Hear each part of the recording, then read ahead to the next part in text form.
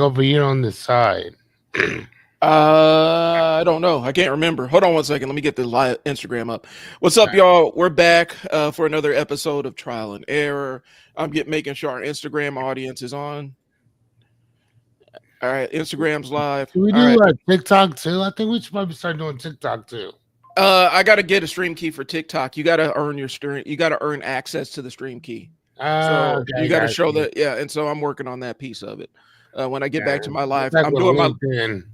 I'm doing my live stream on TikTok so that I can eventually earn the stream key for that one. Okay. All right, so welcome back, y'all.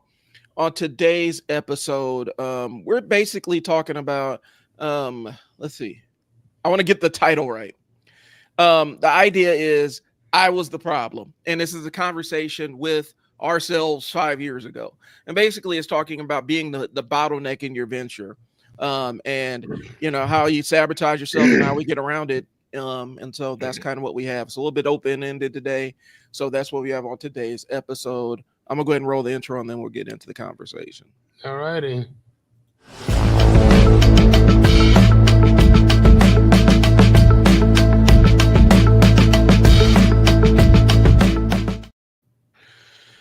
All right, Fearless, why don't you start this time? Introduce yourself, and while I pull up my new introduction here. Yeah, that's fine. Yeah, no, that's cool. Fearless Cummings here. I am the owner and facilitator and Lord of the universe. Just want to make sure that you guys knew that. If you have any queries about your life or lifestyle or your choices, I am the person that you go and see. I am the person that you submit a claim to. You may go to Ask Fearless, or I'm even working on a pseudo name of Call Fearless. Yes, you may. That's kind of what we got going on right now. All right. I took a pill yesterday, and it's still stuck right here in my throat. Like it is moved up, and it won't go down, it won't come up. I've thrown up like 3 times trying to get this thing out of my throat. Yikes. I assure you I won't take any more of them. Okay. I give 2 fucks. All right, so I'm Brian. I'm the founder of my marketing agency called I Sell Words. It's kind of a DIY marketing agency, so we want to give you the tools that you need to market your own business, or if you're a young marketer looking to get started, we have templates and things for you to get started with. That's called the Unstuck Marketing Department. I'm actually building it out as we speak. I have a couple of content packs out there. Basically, it's plug and play stuff that you can use to write emails, write social media posts, and things along those lines. The piece I'm working on this week, and I'm building those out, are going to be content calendars for different agents or different industries. Okay. And so I have those available on my Gumroad store. I'll go ahead and drop that in the comments here pretty soon. But anyway, that's what I do. My goal is to teach you the basics of marketing and get you started. And then when you're ready to hire somebody or outsource it, you have a toolkit to understand exactly how to monitor or supervise them. So that's it. That's it. But real quick though, Brian, I was just notified of something. Breaking news. Let's see if it comes up. I don't know if it's going to come up or not. Breaking news. Do you see the breaking news there? Yeah. We got some breaking news.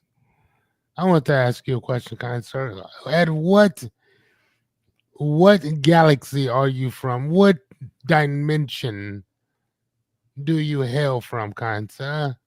I think the Milky Way. From the Sol, we're in the solar system, and the solar system of the Milky Way, if I'm not mistaken. I guess that may be. I am from a different dimension. I move differently. I talk differently. I behave differently. No, I'm just joking. So I've been on that one kick for man. What's my guy's name? Charles Doza, the guy that was like the succulent Chinese meal. Oh, him. The Yeah, yeah, that guy let got me arrested. tell you, man, that dude said, "Get your hand off my penis." Oh my god, I love it, man. I can't go to bed at night when I'm watching it. Yeah, I saw His that when name that is came out. yeah, his name is Charles Doza, and he has recently passed. Or whatever. And I say, here, kind sir, here. All right, So the breaking news is over. Please so like and subscribe. so as we move on here, I'm gonna pull up the comments. Hopefully, we should be able to see some of the Facebook comments. Did you get those instructions I sent you on how to get the? Not at all. What instructions? I sent some last week over to the personal chat. Oh, There's no, this. that's probably why then. You have to actually, in order to get the Facebook comments, you have to actually go. I'll send them over to you, man. There's a complicated step that you got to take, but this is how you actually get the comments from Facebook back onto the stream. And so I did it on mine, where it shows our stream public, because beforehand that wasn't the case. Yeah, no, I wasn't doing that either. Right. Okay, so what do we do? Hold please. So on Facebook specifically, I'm gonna just send it. So okay, Yeah, I'm gonna go into my Facebook. Boom. well, I'm gonna send Okay, it to. I'm there. I gotta send you the link. It's easier for you to actually see the visuals on the link than to me try to explain everything that you need to do it. Does that make sense?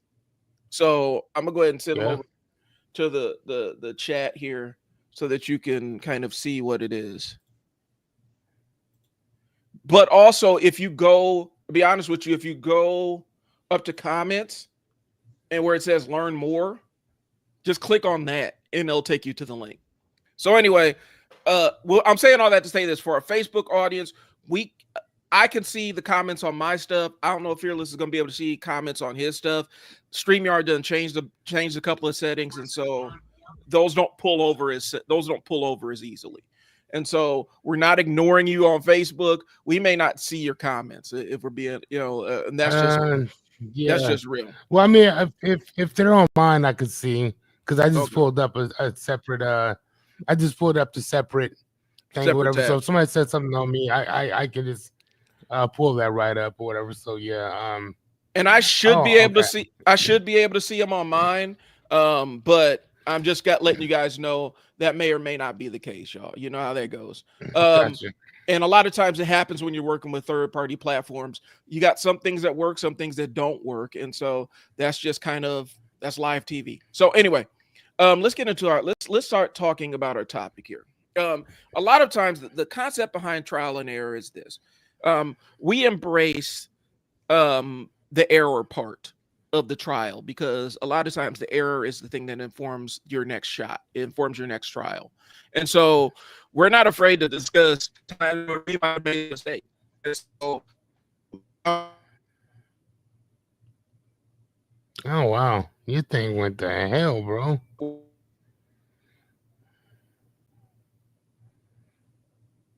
Hey, sir, I think your thing went out.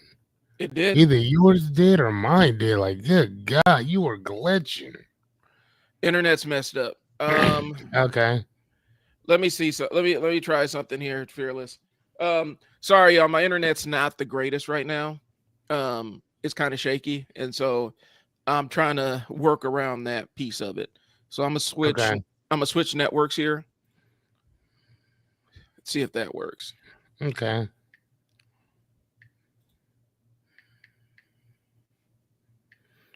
All right, let's see if that works. Sorry if I'm glitching out. My internet's a little bit shaky. It's been kind of destabilized since them folks came through laying down the fiber optic stuff. So what I was saying is, with the Trial and Error podcast, we embrace the error side of things, and we believe that messing up is part of your pathway to learning and how to get better. Correct. And so we throw our arms around that. And so in order to fully embrace it, we want to talk about sometimes that we might have been the bottleneck or problem in a venture that we were trying out. And it's basically a conversation with ourselves 5 years ago. I heard a young lady on some YouTube I was listening to this morning talking about your audience is yourself 5 years ago.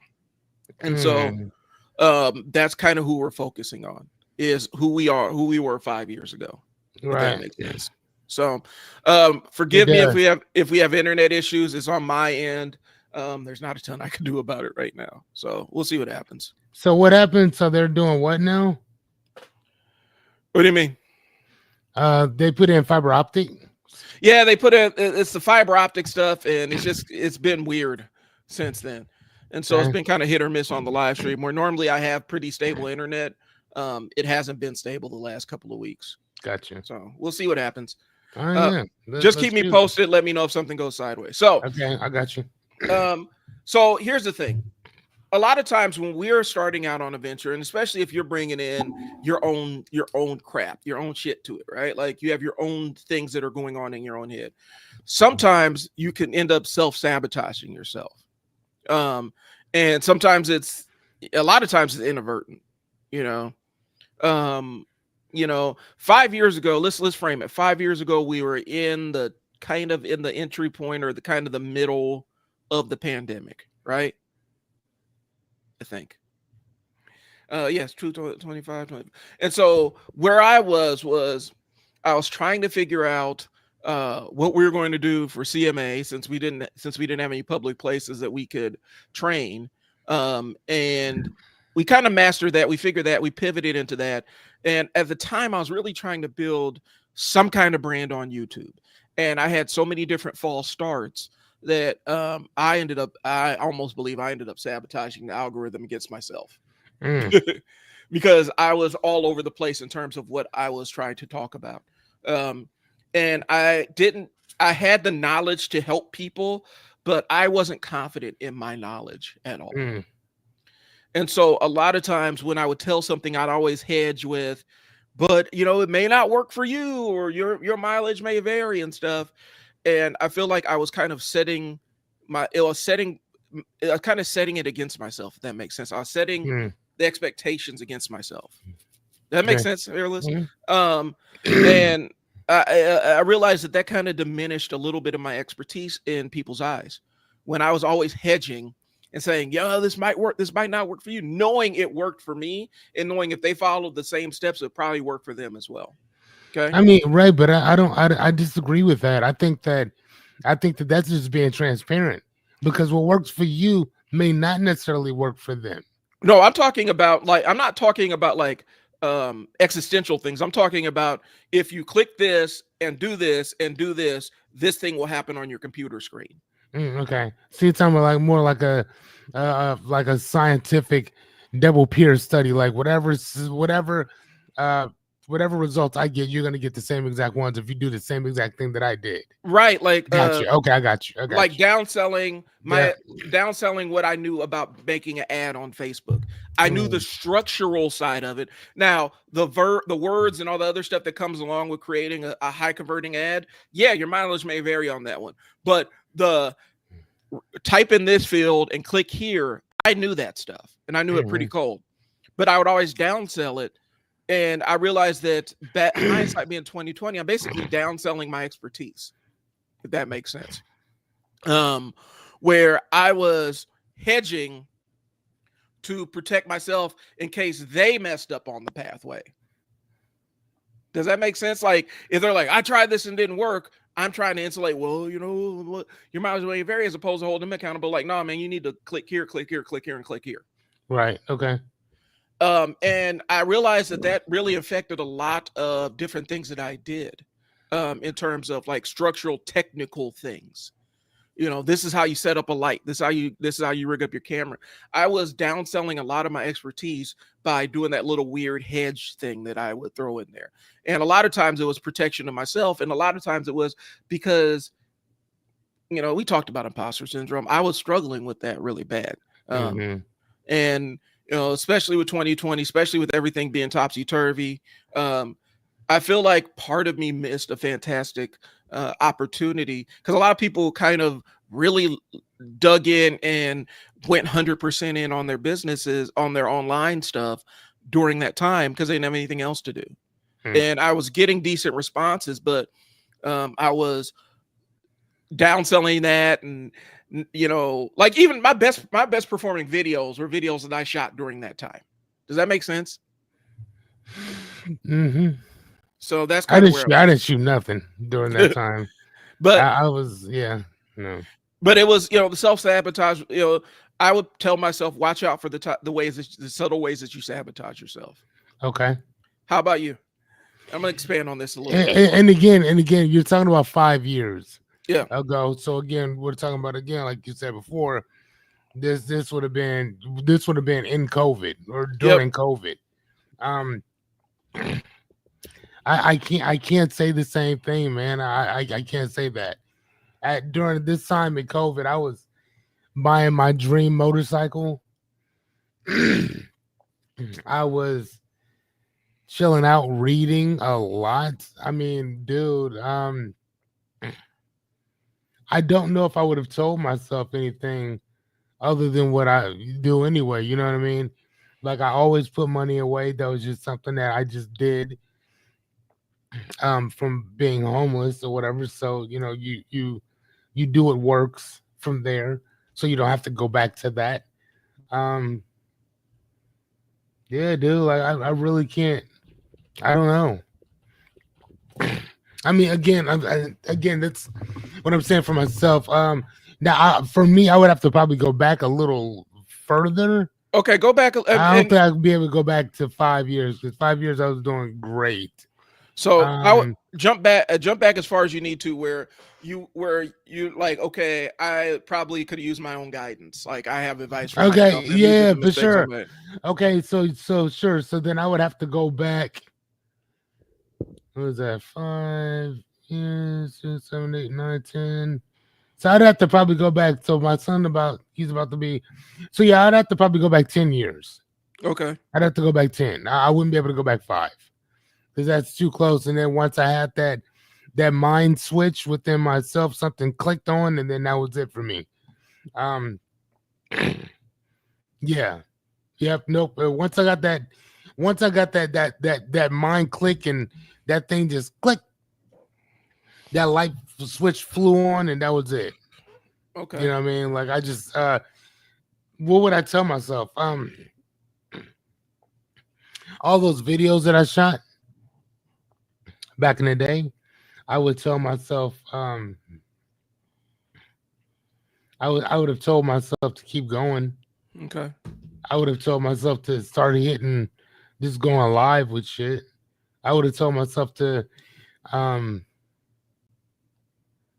uh beg, borrow, plead, to find a mentor. You know what I'm saying? That can actually show you the ropes. I would have done that.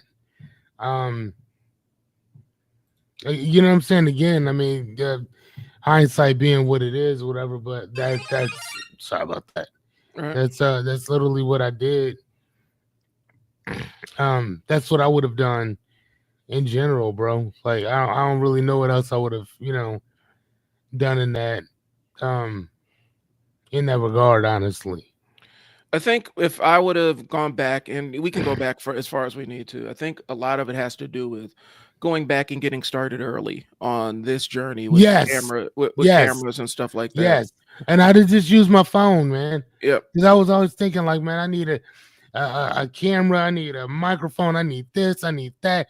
Man, go get a fucking tripod and just get it cracking. You know, You know and what I'm saying? Like that's it, bro. because That's it. because I was even watching this thing where they interviewed the CEO of YouTube. And he's talking about, you know, dispelling, you know, rumors that are floating around in the content creator space and whatnot. And the way he framed it is every YouTuber is an entrepreneur and you can get creative with monetizing your thing. And instead of trying to beat the algorithm, you just need to identify who your audience is and serve that audience. Instead of trying to game the algorithm, because there's going to be very few people that have the ability or the juice to move the algorithm in a specific place on the platform. And you're never going to be able to catch up to them. You know what I'm saying? And a lot of times they've really established either their own methodology of doing things, like where you have a Casey Neistat where he has his own very specific way of shooting his stuff.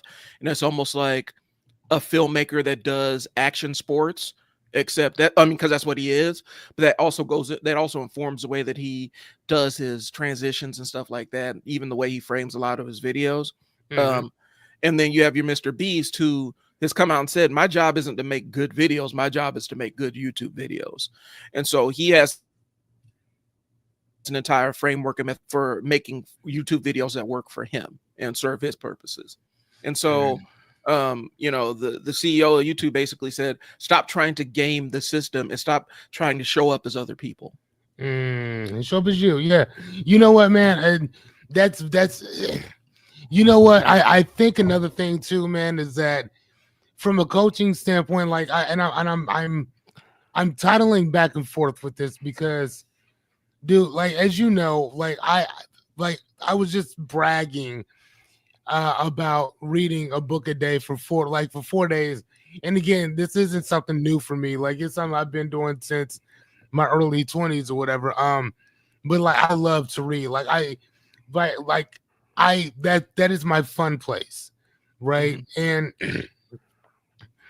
but I also love helping people I love helping people transition from one point in their lives to the other. Right. Like that is my favorite thing to do. It's helping them come to terms with with where they are in that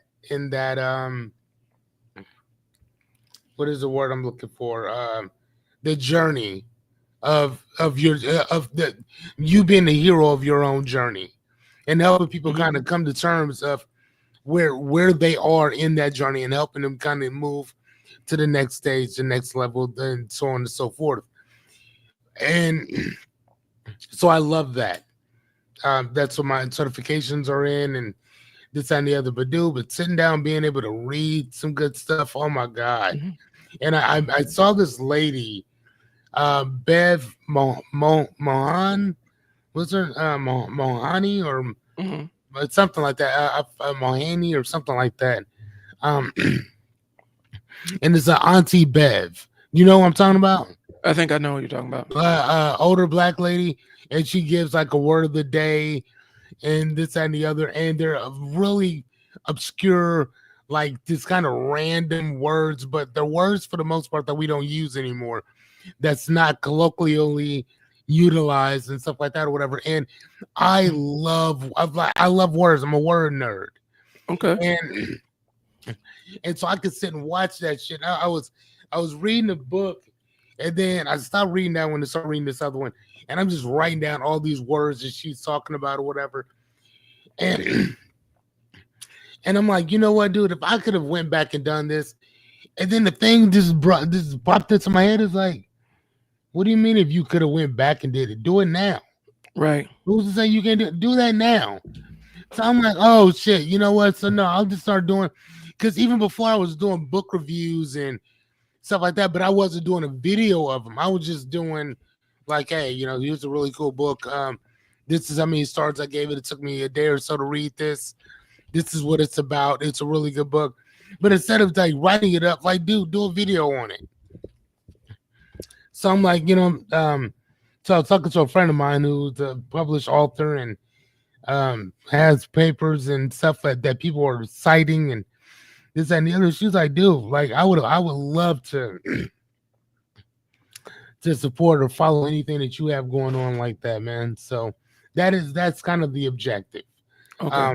And it's not switching, it's just adding to what I already love in general, which is perspective or whatever. And the thing that I understand about that transitional period in words is that when you open up your lexicon, it opens up a whole entire world for you, because we store our experiences, our hopes, our wants and dreams in our language. That's where you put it. So the more words you have, the more places you can put it. You know what I'm saying? And that's the great thing that I love so much about reading and words and phrases and different things, because it allows you to think. It makes you think. Right. And that's all perspective really is at the end of the day. It's about not what you're looking at, but how you're looking at it. Um, one of the words that the lady was talking about was, and a word I've never heard before, was trumpery. The word trumpery means showy but worthless. And now you would think that this word came out with Trump. No, this word existed far way before your boy even came along. Mm-hmm. I'm looking at it right now. Um,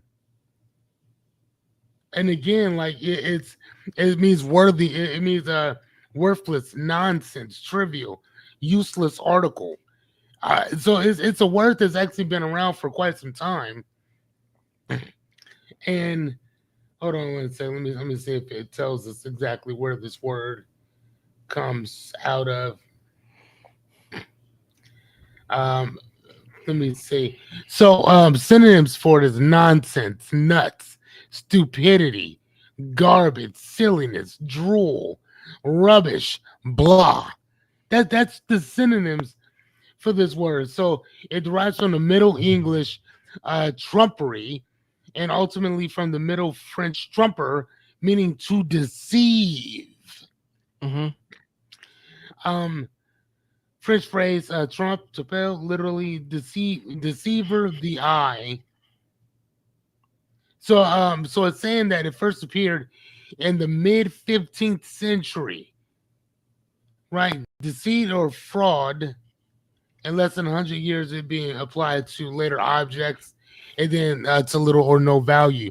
So that word, we first heard of that word during the 1400s. So again, if somebody's like, you know what I'm saying, man, y'all over there hating on this dude. No, this word's been around for centuries now, or whatever. But I'm just saying, like, the irony of where we are today and everything going on just kind of it's just kind of out there, man. So yeah, I mean, but again, though, it's just one of those things that, again, I love to read. Period. So I wish that I would have probably taken this route, even if I didn't take the coaching route. Mm-hmm. Take this route and talk about this. You know what I'm saying? Like, I mean, if I look at like, I designed this shirt that I have on. Like, this is not an actual shirt you can go buy or whatever. It's a shirt that I designed myself. I had a guy create it or put it on the shirt, and I took it in and had him blast it out, right? But this is a real shirt. I mean, bro, I love Nike. I love reading. Boom, why not put those two things together, whatever. So again, but I love to read because of perspective. You know what I'm saying? Fiction, nonfiction, business, philosophy, theology, you name it. I love to read it. Anything from anthropology through zoology. I'm trying to get into all that shit. You know what I'm saying? Or xenology, if you will. So again, if I can go back that many years, that's what I would have said to myself. I'd been like, that book that you just read, tell me a little bit about it. Would you read this again? What would you score that? Okay. You know what I'm saying? I mean, so because again, you can sit and talk to people about where they are in their lives and this and the other, and that's cool. That's what's up. But some motherfuckers, man, unfortunately, they don't want to accept where they are. They again, think about it. Why do people get online so much? Because they want to escape their reality. They want to be entertained. You know what I'm saying? I mean, but at Yeah. the same time, though, that's also, I mean, I'm kind of going on this tangent, but I think that's also the same reason why some of these same people do not go and get the help that they're looking for and go find mentors to help them go from point A to point B to transition from where I am to where I'm trying to get to. You know what I'm saying? Like, again, bro, like you are an amazing. Okay, cool. Thank you. You are an amazing coach when in your own right. Like, you're really good at what you do. I'm amazing at what I do, but I also understand where my cap is, and recently yesterday, I contacted another lady who has who makes so much money on all these different channels that it's unreal, right? Mm-hmm. So I have a meeting with her. What is today? Today is what, Tuesday? I have a meeting with her on Thursday or whatever, and so I can pay for her coaching, so I can figure out, okay, where am I, and from what she's been doing, and then coach me on where I am, so then I can start kind of going from there. And then whatever she tells me, I get to tell you for free. And then that's how we build everything up. You know what I'm saying? So Mhm. again, I pay for this or whatever, so you and I can consistently keep benefiting from the trial and error of somebody else who's Okay. actually there right now, who's I mean, this woman is traveling constantly or whatever, right? And but I like this lady because of her transportness, not number one, and her transparency with everything. That woman was like, man, I was on food stamps and and housing and all kind of she was receiving aid for quite some time, right? So she goes to the casino. She just shot a video not too long ago. Just Jazzy is her name, and she just shot a video. She's like, man, I went to the casino. I really never go there. I sat down. She said I hit the full max instead of hitting like the dollar thing or whatever. So the thing comes back saying I won like $20,000. Yeah, there's a bunch of people coming over, this, that, and the other. This thing is going nuts, whatever, whatever, right? So they take her in the back, you know. So she's like, dude, I want to go. I want my money so I can leave. She gives the people the ticket. They take the Mhm. ticket. She gives it. The ticket lady gives it to the manager. They're looking at each other. They come back and they basically had to break her of the bad news of this is actually how much you made, and it wasn't $20,000. She walked away with $1,400, and she's like, okay, how is this even possible? Well, Mhm. the state, the government, they will collect their money back. They will. So Mhm. what happened was, because she took government assistance, which is so funny because their taxpaying dollars was already paying for that. They went ahead and took that money. And I do remember reading about this somewhere, that if you owe, like if when you pass, if you owe any money to Medicaid, this and the other, whatever your thing is, they will take that and deduct it from there and then give your family whatever's left. So again, even if you have an insurance claim, you better put that motherfucker in a trust or something. Because if you put it in like a cash check, they get first dibs on all the shit you owe or whatever. And that's what happened to her. They ran her name. They came back. Oh, she took government assistance, and this is how much it was. So we'll go ahead and deduct that and give her the rest. I'm like, wow. She said, I will never go back to that. I will never go to another casino again. You know what I'm saying? So Mhm. again, so some of us, we get into these situations, bro, where we don't realize that when you ask for help, they not helping out of the kindness of their heart. They are going to get their money back one way or the other. You know what I'm saying? Like one way or the other.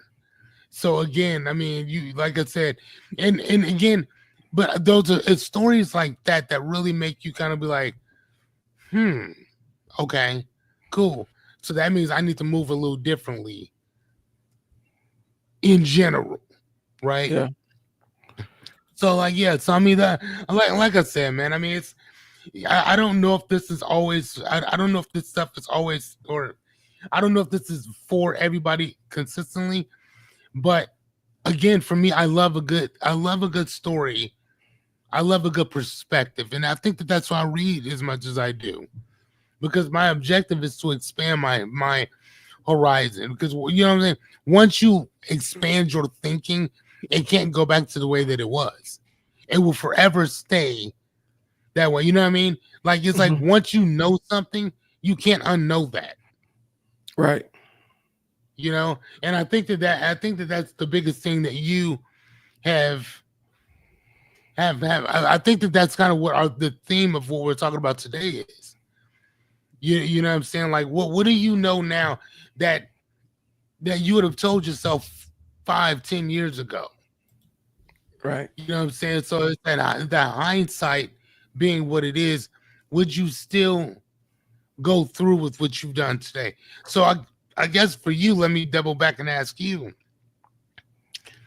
with the information that you have right now, would you tell yourself this information 5 years ago? Or would you, like you see what I'm saying? Like, cause like for me, I don't think that I don't think I would have told myself anything because I wouldn't have gone through all the shit that I needed to go through in order to get to this point. I think I would have told myself that everything's gonna be okay. You'll be okay. But I don't think I would have given myself any tools, tips, and strategies to do it. I would have actually absolutely done that. I would have told myself, because a lot of it was where I was trying to find my entry point, and a lot of it had to do with, it wasn't the fact that I didn't know where to start. It was the fact that not continuing, like Yeah, starting and stopping, yeah, and locking in, because 5 years ago, I was still doing my podcast about comic books and Black fatherhood and stuff like that. And I'm like, yeah, I'm not finding an audience, or at least I didn't think I was, because I didn't see all the audiences I was actually reaching. And so when I mm, go back and look at some of even the old episodes, I see people commenting, and I wasn't able to see those comments. So I wasn't able to get the feedback. And so I just kind of gave up on stuff. Like, there are so many different things that I actually have competency in, that at the time, since I didn't immediately get that response or get the feedback, I'm like, this ain't going anywhere. I must be doing something wrong. And so, yeah, I would say, here are the things that were working, and this is what you need to stick with. And say, okay, just say, there is no rule that you're, because I think a lot of it had to do with the fact that I'm like, maybe my approach is wrong. Maybe I'm not doing this the right way. And that ended up turning into inaction, because I'm like, I started digging in, trying to find the right way to execute X, Y, and Z, as opposed to just going out and executing and going out and doing okay, it yep, consistently.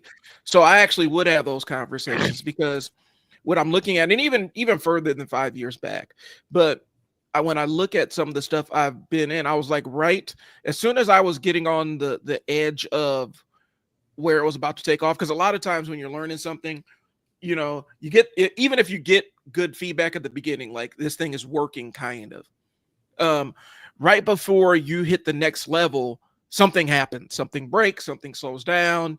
And a lot of times I would get to that point where I'm like, oh, well, this isn't working, or, oh, that's the edge of what I know. Instead of bearing through it, I would just stop and try a different approach, when I could have just stayed with the same approach. I'm hoping that makes sense.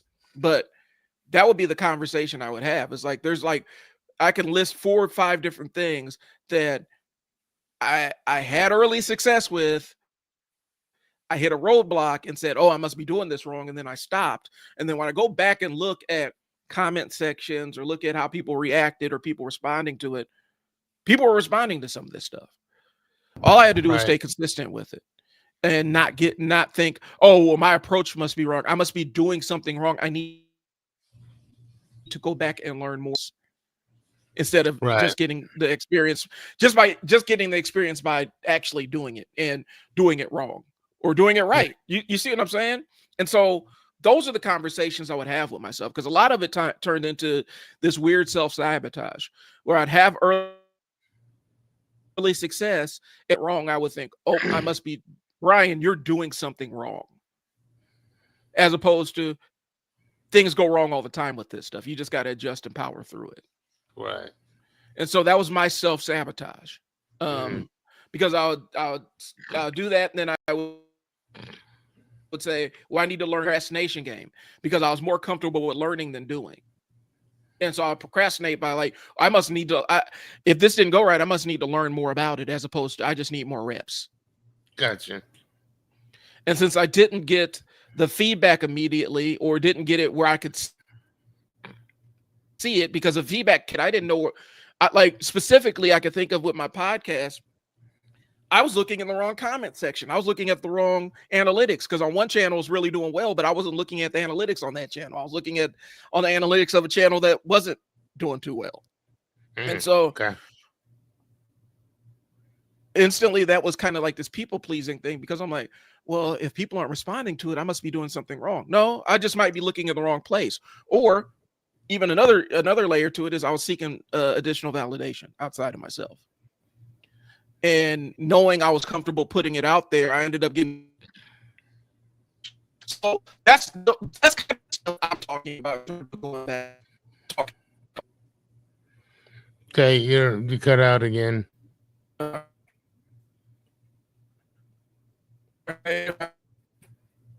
Yep, still cutting out. All right, I can hear you better now. This whole thing is snake bit. All right, this whole thing is snake bit. Snake bit. What does that mean? Yes, it means it's bitten by a snake and the venom is taking root. Snake bit. I ain't never. I'm gonna try one thing to change my connection here, Fearless. Okay, yeah, go ahead. Do your thing. I'll take over. I'll just start talking.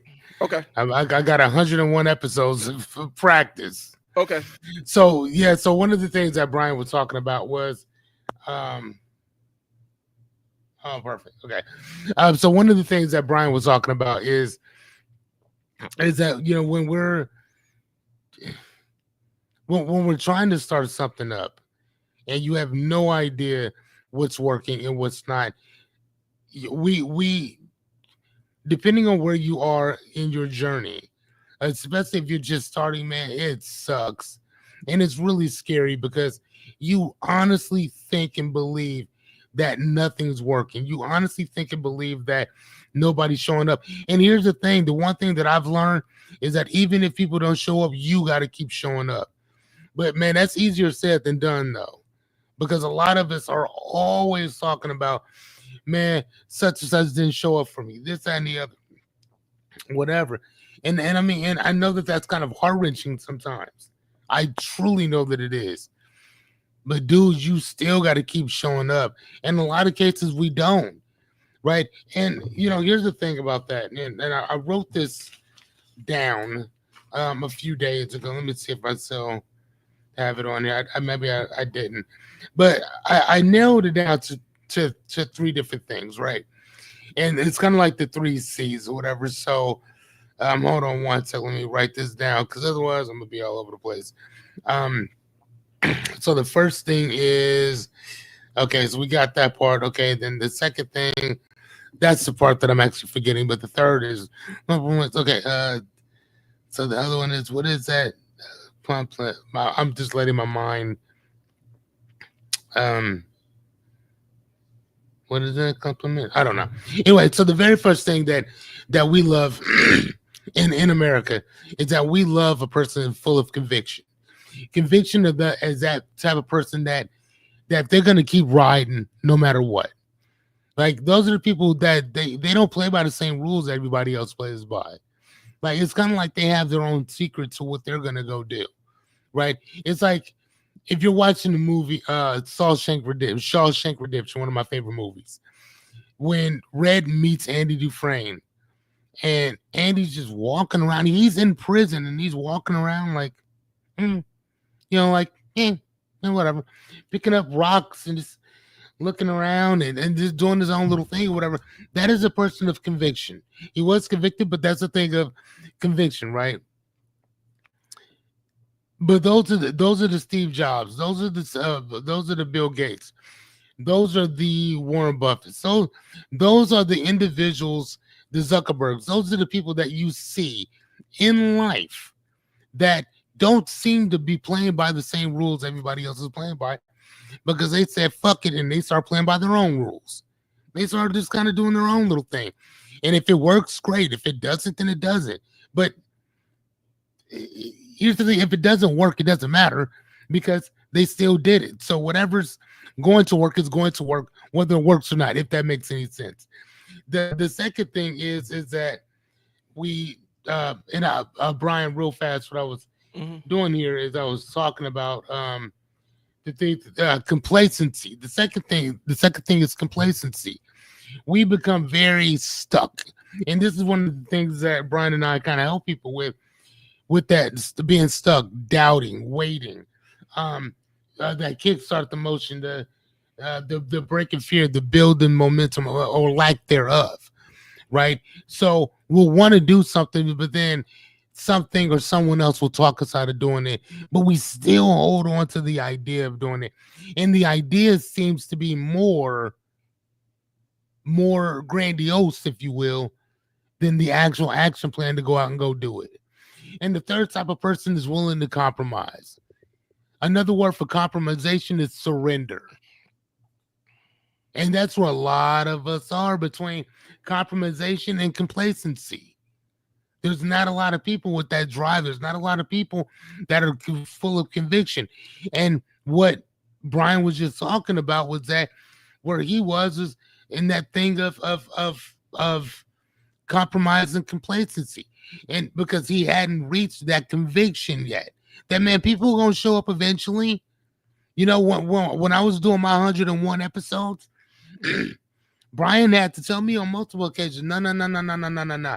You looking at this all wrong, champ. You're actually doing really good.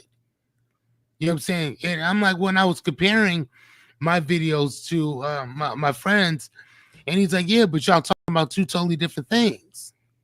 Y'all not talking about the same thing.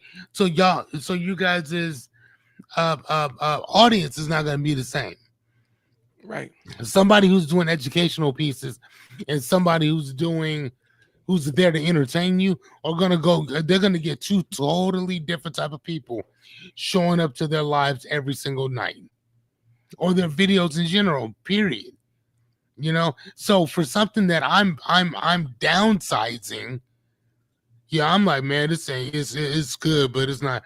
He's like, no, this is amazing. People are not going live for 100 days straight for an hour and a half live, talking about something brand new every night that you created out of damn near thin air. Dude, people ain't just doing that. The algorithms don't know what to do with you, because this doesn't happen. Like, when I was reading, doing my own research, I saw that the average YouTuber does 1 to 2 videos every 7 to 14 days. And those are all pre-recorded. Those things aren't live. And if they do go live, that's like once, maybe twice a month. Right. Maybe twice a month. To a very small particular of people. So what I thought that I was doing was just normal. Somebody else had to pull my coattails and be like, no, there's nothing normal about this. Bro, the reason why people aren't showing up because you're in a league of your own. This is different. Right? And so once he told me that, then I started to see things. Instead of deja vu, it became vujade. Okay, deja vu is when I'm like, man, I've been here before. Vujade is I've been here before, but I see things differently now. Go ahead, man. And that kind of goes into it, because I realized when I come into it, I was coming in with a lot of internalized garbage in my brain. Like, I was coming off of a major career transition, the death of a parent, and a lot of other stuff. And I was still kind of in that grieving process. And so that colored the way I perceive things, specifically. And I think that made it even harder when I wasn't getting those initial. And so that's why I learned, hey, you got to stay consistent on it. Like a couple days ago, I posted, hey, I just got my first check from Facebook. Like, I just got paid my first check. Well, actually my second check from Facebook. How much was it? It was about like $10. But hey, $10 is still $10. I got my first remittance because the way they send it is you have a remittance from Facebook and blah, blah, blah. And I got my first check from them. And I'm realizing it comes from all the stuff I have been posting consistently to my platforms. And, 5 years ago, I'm sitting there like, how do I just want to get 1 penny. And I got my first check from them. And it came from the fact that I had to let go of some ego stuff. And just lean into the fact that show up how you show up. And so when I tell Fearless that, I'm telling him from a perspective of where I actually was. And so that's why we do the trial and error thing, because a lot of times we look at ourselves when we don't know something and look ourselves like, yeah, I was down and I was out and all this other stuff. We don't look at it as a position of power. Like, yeah, I didn't know and I learned and now I'm better. We look at it as a negative thing, as opposed to a positive thing. Like I started putting things together and learned. Right. And so a lot of times when I look back on myself, I'm like, yeah, man, I wish if I'd known this, it would have been like a superpower, but it was also important for me to know, for me to experience this too. So it's a double-edged sword. Okay. But it also me struggling with a lot of this social media stuff. Here's the thing, because I was able to create outcomes for my clients. It just wasn't I wasn't able to do the same for myself a lot of times. Like I was able to create great outcomes for my clients, but not for myself as much. And I learned, sometimes it is being too close to it. Sometimes it is putting too much of your personal emotions into the thing. Okay. And so, I beat myself up for that. Like I was going through a lot of different things, and especially when I first started, starting out as a copywriter. I remember one very real conversation. One very real conversation. Yes, the conversation actually happened. I was in a networking group when I started out, right? And I was getting my toes wet in the networking group. And at the time, I'm like, yeah, I'm a copywriter. And for those that don't know, copywriters are people who write words that sell. We write ads, we write websites. I've written books for people, instruction manuals, whatever it is. If it's something that you use to promote or sell a product, I can write it. Okay. And that's what I started out was, very narrow focus copywriter. And I was sitting there and I'm talking to a lady, and I don't know what, I think she was kind of with the design company or something along those lines. And so I'm like, oh, well, she's been doing this for years. So she has this insider knowledge that I don't have. So I just need to listen. And we talked about it. When you encounter a master, sometimes you just listen, right? Like, that's the best bet. The thing she told me was, and this really colored my journey when I think about it. The thing she told me was, I don't see any copywriters. I didn't even know y'all existed. I don't know anybody that pays for that. Oh, wait. Who told you this? This is somebody I met. I'm not going to put names out there, but this is somebody I met early on in the journey. And I looked at her like, oh, wow. So a person who's person that's been in it is sitting there telling me what I come to find out was completely false. She was telling me instead of saying from my experience, it was nobody uses copywriters. And then, oh, wow. Instantly, I'm like, oh my God, what am I doing? How am I throwing my life away? You get where I'm going with this, right? I got to change. Dude, yes. So you internalized what she was talking about immediately, because this was within, a year of me starting on this journey. Right. And she told me everything that I had been studying, everything that I had known how to do was BS. And I needed to do something else in marketing because nobody would pay for that service. Not in my experience. Okay. So it wasn't she didn't frame it as in my experience, I don't know this. It was, ain't nobody paying for this. And since I was new, I didn't know any better. And I'm like, man, is this a pipe dream? What am I doing? Oh my God. How am I ruining my life? What am I putting my family through? Because I'm doing something that I'm rolling a service that nobody pays for. Hit me like a ton of bricks. And immediately I got to diversify. Like I got to learn how to do other things. Hindsight being 2020, I would have gone back to myself and said, hey, don't listen to her. Because there are people that are $1 million copywriters. And that's all they do is just write ads and write words that sell for people. Focus on this thing and get super proficient at it. And eventually I did get proficient at copywriting, but I always bundled it with other things because I didn't know people would pay specifically for that until I actually got around some other marketing people who run marketing agencies who are talking about hiring copywriters. And yeah, I want to hire, I'm looking for a copywriter. I'm looking for somebody that can write ads. And by then I'd already had all these services listed on my site. And so it's kind of, I felt like it was too late to walk it back. But every once in a while, I still do look at, do I just want, if I want to do client facing work, if I ever do client facing work, I just want to go back to writing ads. I just want to go back to writing stuff.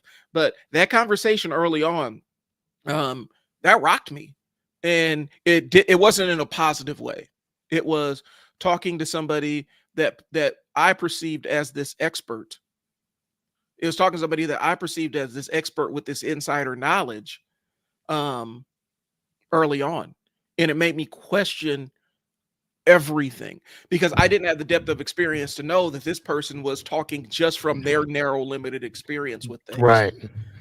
Because they were on the graphic side of things. They were on the graphics like we create the graphics and visuals for the ad campaign, not I am the person creating the ad campaign and I hire the copywriter and I hire the graphics person. That makes sense. Right. I mean, instead of, and again, and even with that though, like, unfortunately, like, you don't really know what to say or what not to, or this and the other, because it's literally one of those things like you start thinking like, well, damn, but instead of asking, who do you think sells your stuff? Yeah. You know what I mean? Like, and because usually that would be like the follow-up question to something like that or whatever is, well, I've never heard of you guys, blah, blah, blah. Like, what? Who do you think sells your stuff? I mean, how? And even the question is, how would you get me to buy your stuff? Yeah. You know what I mean? And at the time, I wish I had the knowledge to actually say that. Like, I wish I had the insider knowledge to say, yeah, marketing agencies they pay a designer and then they pay the copywriter to write the words. Like those are two different. So maybe you've never interacted with one of us because you haven't been on that side of the game. Right. But adding my services to what you're doing will help you be a little bit more robust. Like I could have flipped it, but like I said, man, that wounded me really early on. And it kind of shattered a lot of beliefs. I hate to say it shattered beliefs because it didn't necessarily shatter the beliefs because what she said wasn't correct. It was incorrect. But at the time, I didn't know it was, at the time I didn't know it was incorrect. And I followed that and I started saying, oh, I got to add all these different services. I got to add on all this other stuff to what my offering, because nobody's just going to buy somebody that writes ads for people. Well, that's not true. No. And so, yeah. And so that piece really hit me. And so I think I would go back to, catch myself and say, wait a minute, Brian, I met people that doing copywriting. You're going to get paid doing this. And you don't have to offer anything else. You're going to get hired and paid for your writing. Right. Don't feel like you have to scramble and add on a bunch of other things, because all you're doing is you're lengthening the journey to be really proficient as a copywriter by adding on a bunch of extemporaneous stuff that you don't necessarily need. Don't feel like you have to learn web design. Right. It was something I played around with. Yeah, it's like if you want to learn it, do you? But I mean, if you feel like you have to, in order for people to take you seriously, I mean, I know how to design websites, or whatever. But what the fuck does that have to do with reading and coaching people? Like, well, I guess it does, or whatever, but not to that degree. Like, I know how to build some shit. I don't like know what it's called to do it. I just put it together and do it. You funny as hell. I hate to, and see, here's the thing, man. I hate to label it as traumatic, because traumatic feels like something that's supposed to be jarring or whatnot. But trauma, and I read this somewhere. Trauma, they say, is just something that your brain can't digest. It's just Mm. indigestion for your brain. And that was something for years. And it's still, to this day. But it was a little bit of something that my brain could not digest. And I struggled with it for a couple of years because I'm like, this thing that I had decided I was going to stake my future on is not a real thing when it actually was. So that's kind of where it was. So that would be a piece of advice. Like, don't advice early on is don't listen to too many other people's advice, because people don't know copywriters exist, but it's because copywriters are, they don't know they need one until they need one. I got you. So yeah, because that's where I Sell Words came from. I Sell Words was a copywriter. I'll write your website, I'll write your ad, I'll write your book, I'll write your instruction manual. Jesus. Yeah. I mean, you giving happy endings too? Like, what the fuck? Yeah. Like, good God. I could do all that stuff, and I've done it. I've gotten paid for it. But at the time, I didn't know. I can write your social media posts. I can write this, that, and the third. That's what I Sell Words started out as. And so, yeah.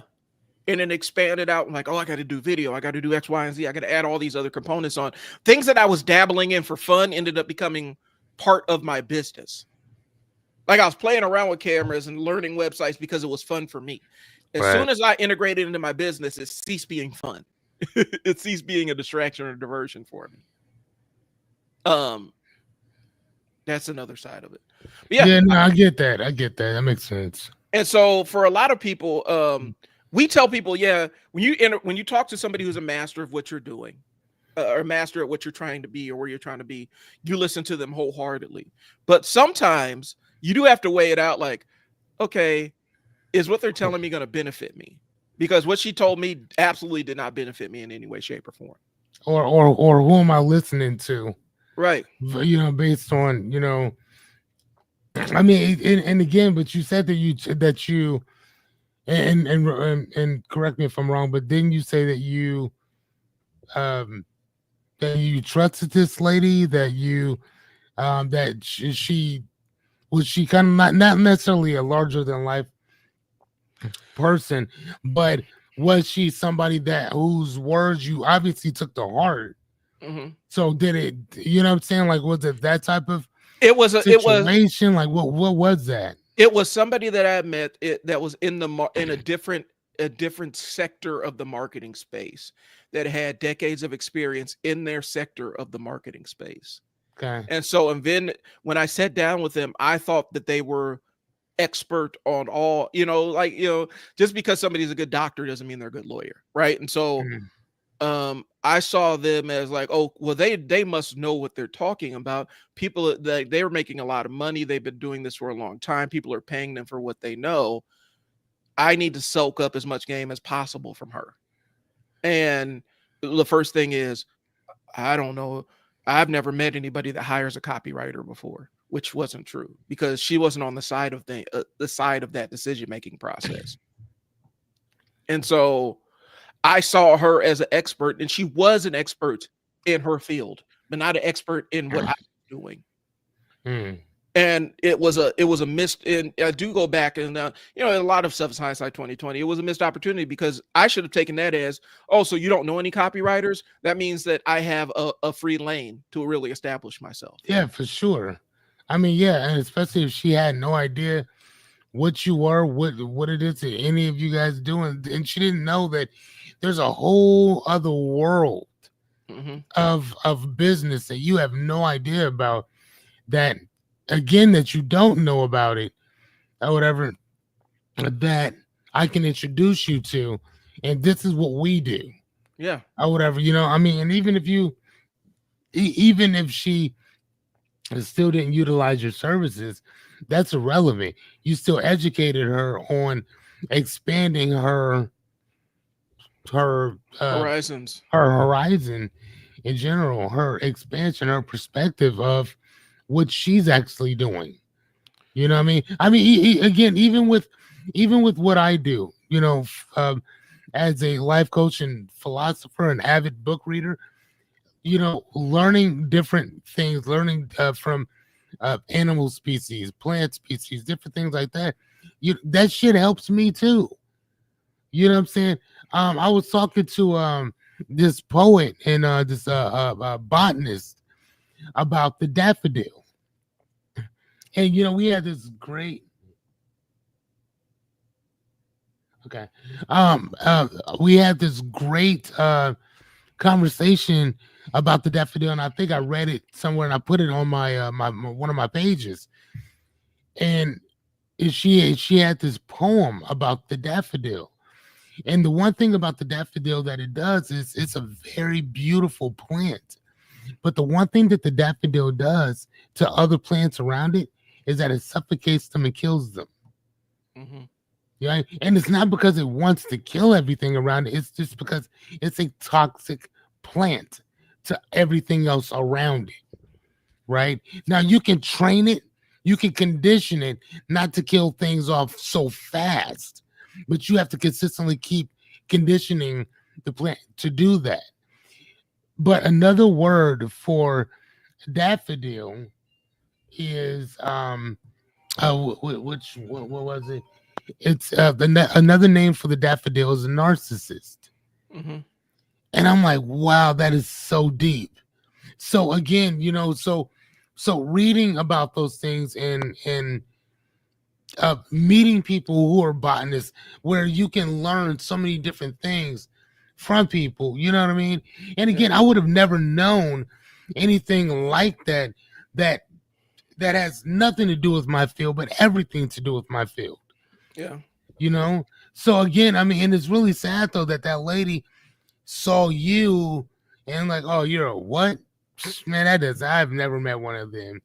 And that you didn't have the fortitude and the forthrightfulness to take that opportunity, because that's what it was, to educate, to illuminate this lady in what it is that you actually do and how you can help. Yeah.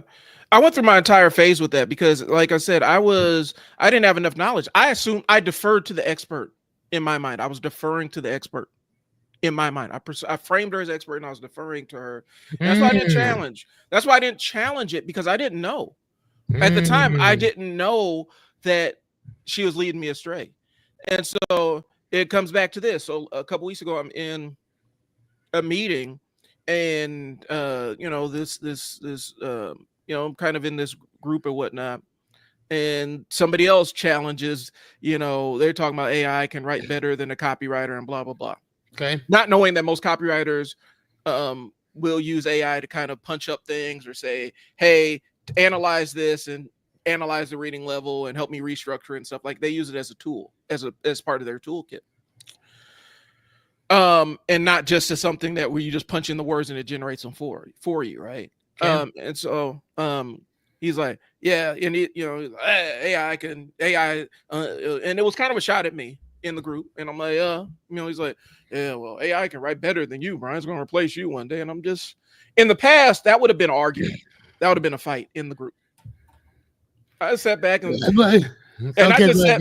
just sat back and I got this oh really look on my face, and I guess other people in the group kind of read it and they addressed it on my end, because I'm not going to sit there and fight with somebody who doesn't know.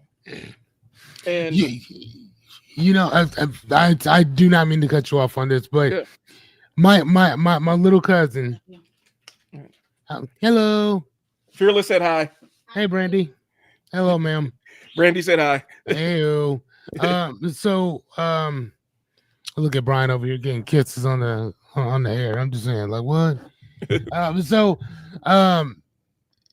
So my little cousin graduated from UNL with a degree in I think with an English degree or whatever, right? Right. And that's what she does for a living. She writes, she does copy and this and the other, right? Mm-hmm. And I think it was last year. I think it was. We were talking about, what she does, and I'd asked her that. And again, I wasn't trying to be, facetious. I wasn't trying to be, pretentious or anything like that. I was really asking from an educational standpoint, because again, what AI is doing and is able to consistently keep developing and keep doing and this and the other is monstrously amazing every single day, every single week that it updates. So I was asking her, like, are you scared? Are you nervous that one day this thing is gonna knock you off? Mm-hmm. Type stuff. And she was like, yes and no. Because she said that although AI is really good at what it does, there's still that human aspect that it does not have yet. Right. Now, once it does, a lot of people are out of jobs for the most part. But for right now, no. But I don't have to worry about that. And I'm like, oh, okay, problem solved, question answered, done, and we move on. You see what I'm saying? And I think that sometimes that's really all a person really needs to know is that aspect. And again, she didn't take offense to it because I wasn't trying to be offensive or nothing like that. I didn't know. I don't know. Or whatever. And so I'm asking somebody who went to school for this, and she does this for a living. Yeah. Does that scare you? And see, this one was different because this was actually somebody, and we peeped it. We peeped it, like a guest of the group or whatnot. I peeped it out. Like it was somebody who was trying to lift themselves up or elevate what they're trying to pitch, which is bullshit. But they're trying to lift what they were trying to pitch. And shit on you by putting me down. And in the past, I would have really got defensive, and that would have been an argument in the group and completely showed my ass and stuff like that. And I realized that my marketing message was strong enough that people that were in the group with me that have been in there were taking them to task on it. Like, no, that's not how that works. And so, but and that's a benefit because I'm sitting there like, that's a level of confidence I didn't have for a while. Where I'm so confident in what I know that I don't have to like how many we talk about all the time. How many climate experts do you see on Facebook arguing with people in the comment section about global warming, right? Like you don't see experts, like legitimate experts, on that level arguing with people who are just going based on what they read in an internet article on Facebook or YouTube. Like that doesn't happen frequently. And so in my mind, I'm like, I'm not even going to legitimize this because one, when it comes to AI and stuff, I am a lot deeper into understanding that technology than he was. Yeah. You know what I'm saying? I understand the technology. I've written my own little tools that I use and stuff, and, program some stuff and things like that utilizing AI. Like I know how to utilize it on a level that he does. And I know that bro didn't necessarily know what he was talking about. Like I said, I'm not using names. And so that's why I'm like, I'm not going to call out X, Y, and Z, but I will say this. I knew enough from listening to what he was saying that he didn't know what he was talking about. And so the diss to me didn't necessarily feel like a diss. It felt like somebody that was trying to establish their credibility and try to sacrifice me to do it. Okay. And they played themselves doing it because I'm like, when I'm looking at like you position yourself as this specific kind of expert, but you can't answer basic questions about it. And you can't answer a basic question. One, you can't answer basic questions. Two, people go to the website that you have and it has filler text on it that lorbsome, that stuff, that the text they put on the website when they don't have, where they're like, you fill in the words here. You've seen that. That stuff was on the website that we went to. Like, what do you mean? You talking about like that shit that doesn't really, that's not in English? Yeah. It's like that. Yeah. Okay. Oh, wow. So you're telling me that you don't need a copywriter, that I'm about to get replaced. Go to the website. It still has all your filler text on it. Your business card has filler text on it. Sounds like you need somebody to write your website, bro.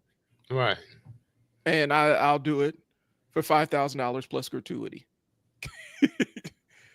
You see what I'm saying? Like, and that's kind of where I'm at with it. I'm like, I was taken back, but then the group kind of got my back on it. And I'm sitting there, I go to the website. I'm like, oh man, you don't know what you're talking about.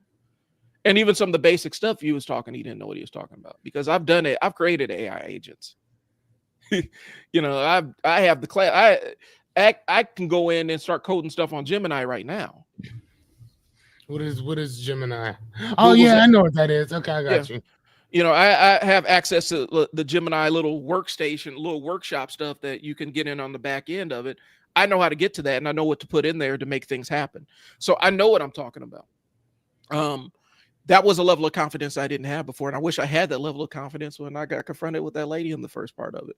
Because that will do. I mean, as a business owner, when somebody tells you, when somebody you see as somebody you see as an expert tells you your idea sounds bad, you take that to heart. A lot of times when you don't know to not know. So yeah. So let's go ahead and move on. Because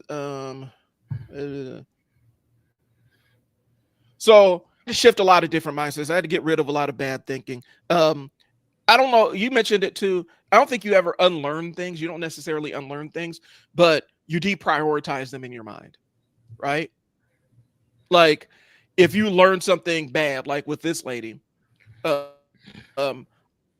through practice, I learned that she didn't know what she was talking about. So I deprioritized that piece in my mind, where her knowledge or her insight, I deprioritized that in my mind. I deranked it. Does that make sense? Like I can never go back and unhear what she said to me and uninternalize it to a degree. But what I can do is say, yeah, I internalize this, but I can derank it in my mind and say, yeah, it was bullshit. Like I could put it on the bullshit pile. And so it wasn't necessarily unlearning, but my process, I realized, is my mindset shift has to be this doesn't have any credence in my mind. Okay. You know, and that's why, you know, when we talk about, you know, when I use the word failure, I look at it as failure is just part of the process, right? So I had to embrace that side of it. Because I'm gonna be honest with you, the reason why I embraced the concept of failure is because it's something I really had a difficult time and struggled with, and not beating myself up when things didn't go right. Okay. So I had to actually do exposure therapy and immerse myself in the concept of screwing up on something and not feeling like I complete failure. Right. And so I had to kind of gird myself with that armor and lean into it. So that's why for me, when I say failure, I use it interchangeably with error. But I understand for a lot of people that can be an absolute mind job at the beginning. But that's how I started shifting my mindset. Like, yeah, you're going to go out there and you're going to get it wrong. That's fine. Learn from it and move on. I had to teach myself that resilience. Resilience is a skill that you learn. I've realized that. You're not necessarily born with resilience. You know, you're resilient to specific things. It's not some global thing that you're just resilient to everything, right? You have to learn how to be resilient in some contexts. So I embrace failure and embrace error as a learning opportunity, as seeing it as the final boss in the defeat. Okay. I've learned how to embrace challenges instead of trying to avoid them and postpone having to face them. For me, postponing challenges look like I need to learn more. I need to know more. I don't know enough about this thing. And so when I talk to you on this platform, when Fearless and I talk to you on this platform, you know, I will tell people you're overlearning. I've told people I mentor, don't order another ebook. Don't watch another video. Don't do anything else. You know everything you need to know. Now go get started. And if you need new knowledge along the way, or if you need to review something, you can go back and review it, but don't use that as your crutch. Okay. You know, hey, Anya. You said hey, Anya. Hi, Brian. So Fearless, what's up? Hey, so Fearless, what's your take on the overlearning trap? Because we've done a podcast about this before, but what is your take on that? Because you read a lot, you consume a lot of other people's knowledge to add it to your own. When does that cross the line of I'm just overlearning to procrastinate in terms of doing the thing because I don't want to do the thing? When you're not doing it. Yeah. Okay. When you're not doing it. Like literally, like that's the one thing that that I now understand is that, man, when you're not doing it, it's simple enough. Hey, let's stop talking. When you're not doing it, that's it, man. That's it. It's. I would love to sit here and act like there's something so much. That I would love to act like there is like it's what's the word I'm looking for? Esoteric or esoteric. Yeah. Yeah, you know what I'm saying? Like it's I would love to like it's what's one of the things in philosophy what is it? Damn, there's a certain word that I'm looking for. Anyway, I would love, and the word esoteric basically means that it's only meant for a small, select few group of people, whatever. And it's really not, man. It's like I said, the three things that there's three types of people: people that have conviction, people that are complacent, and people that compromise. Mm-hmm. And sometimes what happens is that those people that are consistently reading more and more and more and more, like I was, we're not compromised. We are still in complacency or whatever. So we were stuck. Mm-hmm. And so we need something. We need somebody to help us to transition out of that particular state onto another. It's kind of like a record player playing that same rare, right? You just gotta pick it up, reset it, and then you get to go again. Now you're gonna have to reset that damn thing again at some point, right? You may have to take it off, clean it, do something else. You may have to even go get a brand new record, and that may happen. You know what I'm saying?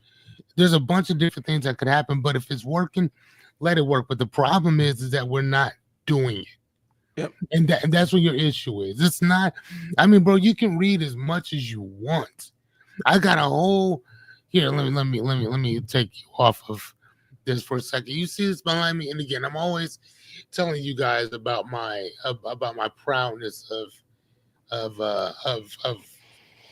books. Hold on one second. Let me see if I can. Okay, there we go. So as y'all can see, like that's all the. Now, you might think like, oh, that's not a lot of books, but then I have the roller behind that. And then I also have this one over here. And then again, if you look above me, you just got my wall though. There's a crap ton of books over here. So again, so when I tell you, sorry about that, man. Take my stuff out. So when I tell you guys that, like, no, man, like this, this is one of those things that, like, I've literally had to suffer through. And the biggest thing that I learned about this whole ordeal is that when people ask me, and I'll give you an example, people ask me all the time, how do you remember the books that you read? And you want to know a secret, Brian? Like, seriously, dude? Like, all bullshit to the side? I don't. Right. That's not your memory. Functionally, your memory don't work like that. My memory doesn't work like that. It's weird because I used to like, oh my God, I need to learn this. I need to learn this. And I would sit and try to study it and study and study and study and study. And I would write the stuff out and I would do this, I would do that. Some stuff would stay, but majority of it wouldn't stay. And what's so crazy is that I started to learn myself that it's not that the information doesn't stay with me. It's that it conjures up when I need it. If that makes any sense. Right. And so it's not just readily available for me because I can think of something like, oh, okay, yeah, it was kind of cool. But it's not until I'm talking to somebody else about this that everything that I read from that book will just start fucking tipping over to get out of me. And again, so what you're saying, go ahead. No, go finish because this is related to that. So what I was saying is that even my friend Naomi, I see her on there. Hey, dear. One of the things that she's reading Uncle Tom's Cabin right now, right? And so she's reading this book. I read this book, what, 6 or 7 years ago, but I still remember. Again, I'm like, hey, where you at? I'm like, oh, you about to go, you about to see some shit. Again, I remember all these little details about that book, right? Mm-hmm. You know what I'm saying? But again, I hadn't read that book in years. But I also know here's a fun thing about reading a lot, that when you read certain books, depending on what people talk about in those certain books, you're gonna know whether or not a person read that book or not. Do you know how many times I've talked to people about that book? Like, yeah, I read that. And I would ask them one question, Mm-hmm. just one. You know what that question is? I say, so towards the end of the book, there's a person. There's Sambo. You remember Sambo? Oh yeah. I remember Sambo. Cool. Who was the other guy with him? And they were like, what do you mean? I'm like, it wasn't just Sambo. There was another one too. What was his name? And if you can't answer that, I already knew that you didn't read that book, Right? because they were they were inseparable. They went everywhere together. They terrorized they terrorized that plantation together. Okay, cool. How did Uncle Tom die? Why did he die? Like, you see what I'm saying? I see what you're Like, saying. let me ask you. If a person calls you an Uncle Tom, is that a derogatory term, or is that something that you would love to be called? He was a hero. You know what I'm saying? And again, that's my point, though. The man was a fucking hero. Mm-hmm. A hero. Now, again, for the audience, go read it yourself to go figure that shit out. But I'm just telling y'all, like, to be, and again,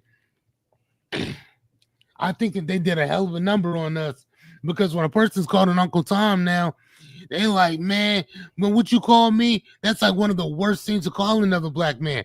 It's like, bro, you are. And again, I used to think that for years until I actually sat down and read the book. And when I read the book, I'm like, it is an honor to be called an Uncle Tom. Well, there's also an entire conversation about the other C word that black people use within, and there's a layer of, it's used as a self-protection to identify people that are working against the common interests. And that's what it started out as, the common interest of the collective of black folks. And they're actually doing the harm. You know, the entire conversation about what step and fetch it represents and blah, blah, blah. Oh, God, yeah.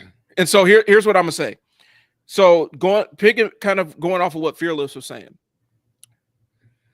Cognitively, and this is in a book I read a long time ago. So yeah, here's what it is.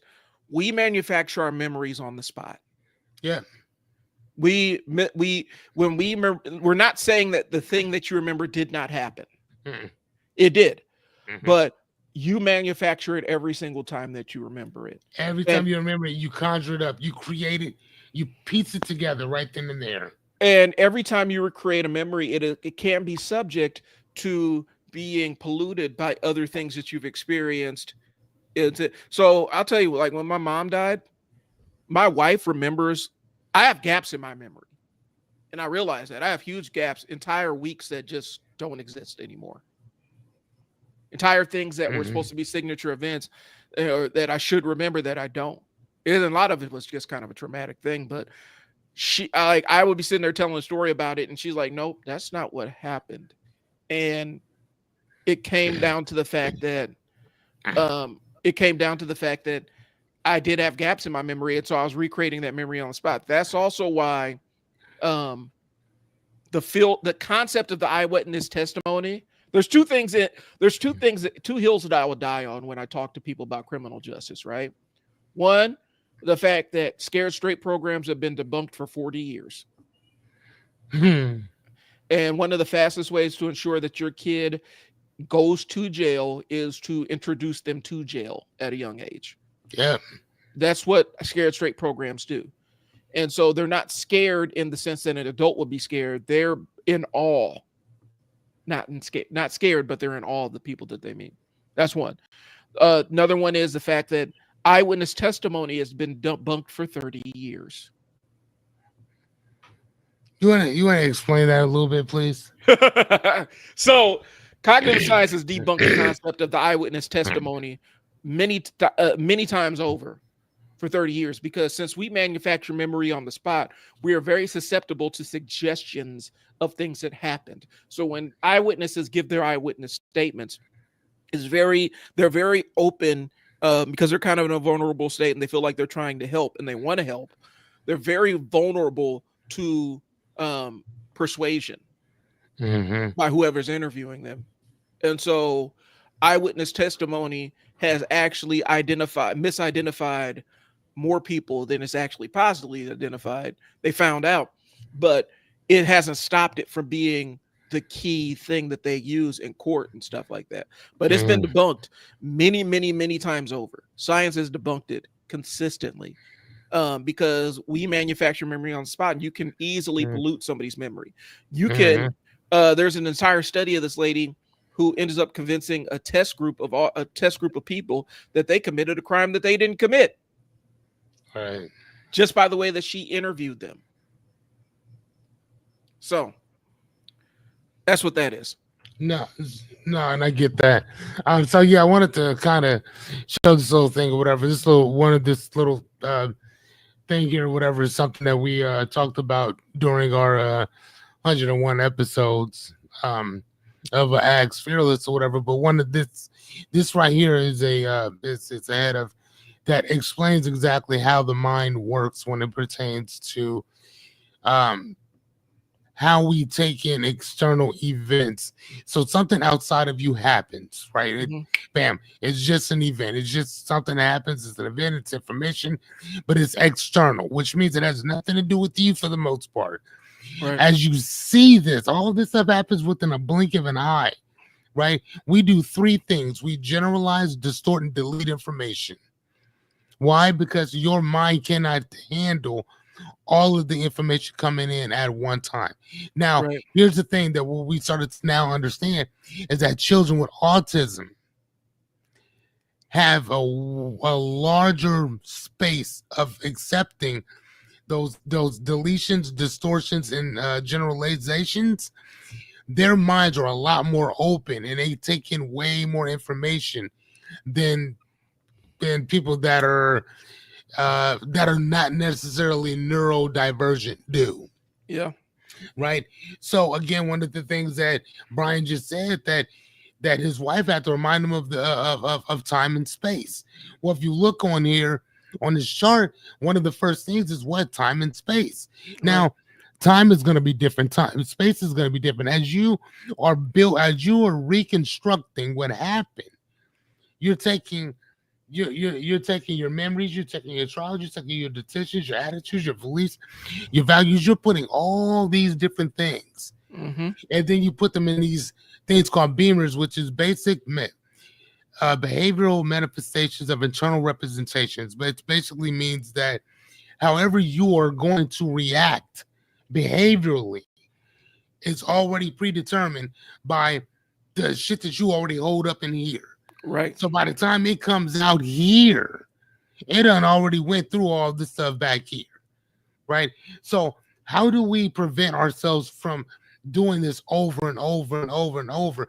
Well, number one, if you look down at the last one, which is what? Your values and beliefs, your attitudes, your decisions, all those are right there before it becomes an internal representation. All that's sitting right there. And it happens immediately because the way that you feel about things, the way you experience things happen for you immediately. So if you want to change that shit, that means you have sometimes I'll tell you like this. One of the things that I love, one of the reasons why I love philosophy so much, and it saved my life, is that you have to role play sometimes the worst possible things happening to you. You have to learn to break that cycle when it happens. You have to interrupt it. Just like a record player, you would interrupt it. You have to interrupt as soon as you start talking because your language gives everything its life. Once you start putting words to shit and you start putting meaning, this means this and that means that, it's fucking over after that. It's over. So that's what we have to do. We have to understand that we distort, generalize, and delete information. What information are you deleting from that event that you saw? Number one, is it personal? We know for a fact that the shit that happens, we know that hurt people hurt people. What does that mean? That they want to see me in pain, and that's what makes them feel good. It makes them feel good to see me hurt.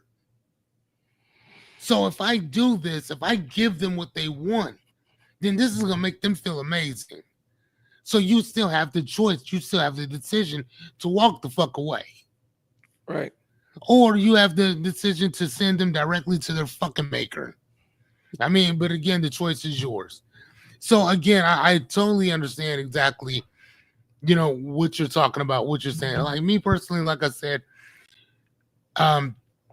like we were talking about before, how do we go from reading all this stuff? How do we go from experiencing all this stuff to just doing it? Like where does reading all these books come to a point where you have to stop reading and start doing it? Yeah. And that's literally going from compromising to complacency to conviction and just going out and just doing it. And that's what I didn't do. And once I really started, and once I just said, fuck it, let's go, man, oh my God. Like, you know what I'm saying? Like, dude, like it becomes very easy. I ain't gonna lie to you. Yeah, when you're in implementation season, life looks a little bit different. And then It does. You figure out where the log jams and bottlenecks happen as you move forward, but you have forward momentum. Trial and error is all it is. A lot of times it's getting that forward momentum up and running. And that's being transparent. That's the hardest part, is figuring out how to get your momentum rolling. That's it. And the one thing that I teach people in general, is that there has to be a state of discipline. Discipline is doing that thing that you do not want to do, but you do it anyway because it has to get done. Well, and that is that transitional point from understanding where we are in that journey, period. Well, and 2 points here. So, and this is just kind of I'll throw in the word philosophical take on things for me. That's what I was looking for. Yeah. Existentialism. That's what I was looking for. Existentialism. Go ahead though. So I realized, I just said, momentum is one of the hardest things to build. Understand that everything you encounter in your life is trying to, no matter what you're doing, right? Even repeat that one more time because you cut out. Everything you encounter in your life is trying to rob you of your momentum, no matter what you're doing. Okay. And I'll look at it like this. I'll break it down to you. So even when you get in your car, right? Your car's natural state is sitting with the engine not running, sitting in one place. You turn on the car, you start the engine, you have a limited amount of gas, your tires can only go so many miles, your brake system can only handle so many brakes, like your engine can only handle so many miles. Everything in that car is working to stop you from going forward every time you turn it on. But you go forward regardless. Something breaks on your car, you get it fixed. If you run out of gas, you get gas and fill it up. If you need new tires, you get new tires, because you do the things that keep the momentum going. But everything is meant to stop your momentum. The idea I love the concept. Number one, I love the concept. Drive it home a little deeper for me though. Okay, well, and that's where I'm going. So okay, please look at it like this. When I say that, the challenge is generating and keeping the momentum going, because there's so many different things that can stop you. But once you get used to operating with momentum, it's easier to keep that momentum. It's easier for you to combat those outside forces, right? You get more aerodynamic, right? Okay. You're able to cut through the wind and cut through the air friction that's meant to slow you down a lot better, because you're able to move in a more aerodynamic way. Okay. I view everything in your life is trying to stop you from attaining the thing that you want to attain. And the secret is finding the way that make it easier for you to navigate around that. Okay. Everything is filtering down to a bottleneck or a sticking point. You just got to have the skills to move around it. You know, even look at it like this. If you're traveling in a vehicle that's fast enough, you know the thing that's trying to stop you? The wind is physically trying to stop you. Wind friction, wind resistance is giving you resistance to keep you from moving forward. You have to burn energy to keep going forward. And so when I start viewing everything as anything outside of moving forward as adversarial to what I want to do, it kind of changes the way I perceive life. Gotcha. If that, hopefully that made sense. But I feel like that's kind of where I'm at. Like, yeah, I'm in that season where I'm like, I just go forward with everything right now. Like right now, if I have an idea and I think the idea works, if I'm about 40% sure the idea could work, I just roll with it and see where it goes. Because the place where you're most happy, even human beings, we are most happy taking the path of least resistance and not moving. That's where we conserve energy, right? We conserve energy by not doing anything. That's why we're programmed to take the path of least resistance. We want to find the easiest way to get the thing done so that we can get back to our natural state of not doing anything. Gotcha. And so that's why the people that actually go out and achieve things are the outliers. Right, but those are the people that have the conviction. Yeah, those are the people that keep going no matter what. Like, yeah, no, that's it. And that's why I was telling you that there's those three types of people. That there's the people with conviction, there's the people who are complacent, and then there's the people that compromise. You know what I'm saying? The people that compromise, man, you can tell these people any fucking thing, and guess what? They ain't gonna do nothing else other than what they doing. Yeah. You know what I'm saying? And then the people that are complacent are just stuck, just living the rigmarole of life within itself. But then there's those other people that for some reason they ain't got to stop in them. Right. Or for some reason they just keep going regardless of what you say. You know what I'm saying? And we try to stop these people at every point. And then when they end up making it, oh man, I knew you was in there, man. I knew it was for you. It's like, no, you didn't. You were one of the preventers who tried to stop me. Yeah. Life is always trying to stop you because our natural state, our natural homeostasis, homostasis or whatever, our natural way of being is conserving energy and inaction and utilizing energy only when we have to. The people that are driven to use that energy when they don't have to go pursue greater things are the people that move through life and attain or achieve a little bit more. Even if they fail along the way, they still will attain more than somebody who's just, going with the flow. Waiting for shit. And another thing about complacency is you're waiting for something to happen outside of you to let you know that it's time to go work. Yeah. As opposed to something, instead of being you at that point, it's the difference between being the thermostat versus a thermometer. At that point, like the thermometer would technically be the person who's complacent, because however everything else is going to be, that's how I'm going to be. But the thermostat, on the other hand, sets the stage for everything else to sit on. Well, and the phrase of the day is locus of control, right? Yeah, okay, locus. I know that. The locus.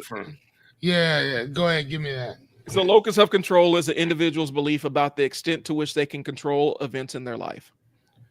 And when you completely externalize your locus of control, you are saying that the world just determines everything about your life, and you have no autonomy and no ability to change anything. So like yourself. More like life is nihilism. Yeah. At that point, it's nihilistic. Nihilistic means that there is no justification. It's just everything's just random. There is no meaning for anything. You blame every external force for the outcomes of your circumstances. Right. And sometimes, here's the thing, like sometimes the tornado does blow your house down and you ain't got no control over that. That's something, and it can absolutely upend your life. But it's not personal. It's not a personal. It's not a personal thing. The tornado didn't single you out to screw up your life. You just have to be in the way. And a lot of times people have this external locus of control where they think that all these factors outside of them is the only thing that's stopping them. Yes, in this world, we deal with sexism, we deal with racism, we deal with all the isms, right? And people have to learn how to navigate around them all the time. People who grew up in poverty, not even around them, through them. People who grew up in poverty have to unlearn the lessons that poverty taught them while embracing some of the things that poverty taught them so that they can be successful, right?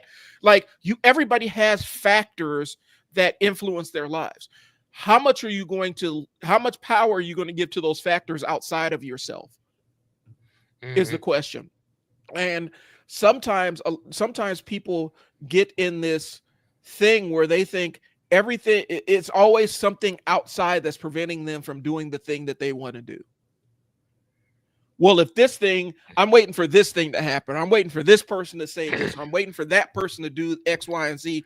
I'm waiting for this thing to happen. I'm waiting for the government to say this. I'm waiting for this, that, and the third, right?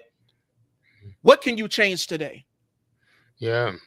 What difference can you make today? What can you impact today? And so that's the concept of locus control. People who have internal locus control try to make things happen because they believe that they have the ability to shape things in the way they want to shape them. Now they understand it's not delusion. They don't think they control things they don't think they can control things that they have no control over. They can't control the weather, but they can prepare for the tornado when it comes. They can get down to the basement. They can have house insurance to make sure that they can rebuild their house. Those things are internal that they have control over. Those people that completely externalize their locus of control blame external forces for their circumstances. And that's it. That's as deep as it goes. Right. There's no accountability for outcomes. I always say that. Go ahead. It's one of the things too that I thought about as you were discussing that is that, the pursuit of happiness, the Chris Gardner story. I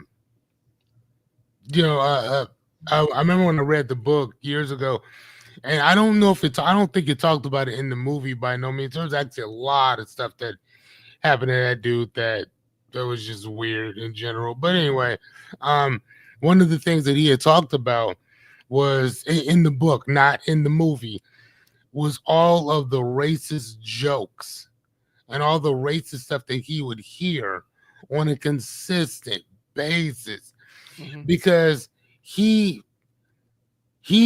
understood that the only way that he was going to be able to make sales is if he was calling people, because for some reason, people weren't buying from him when they saw who he was.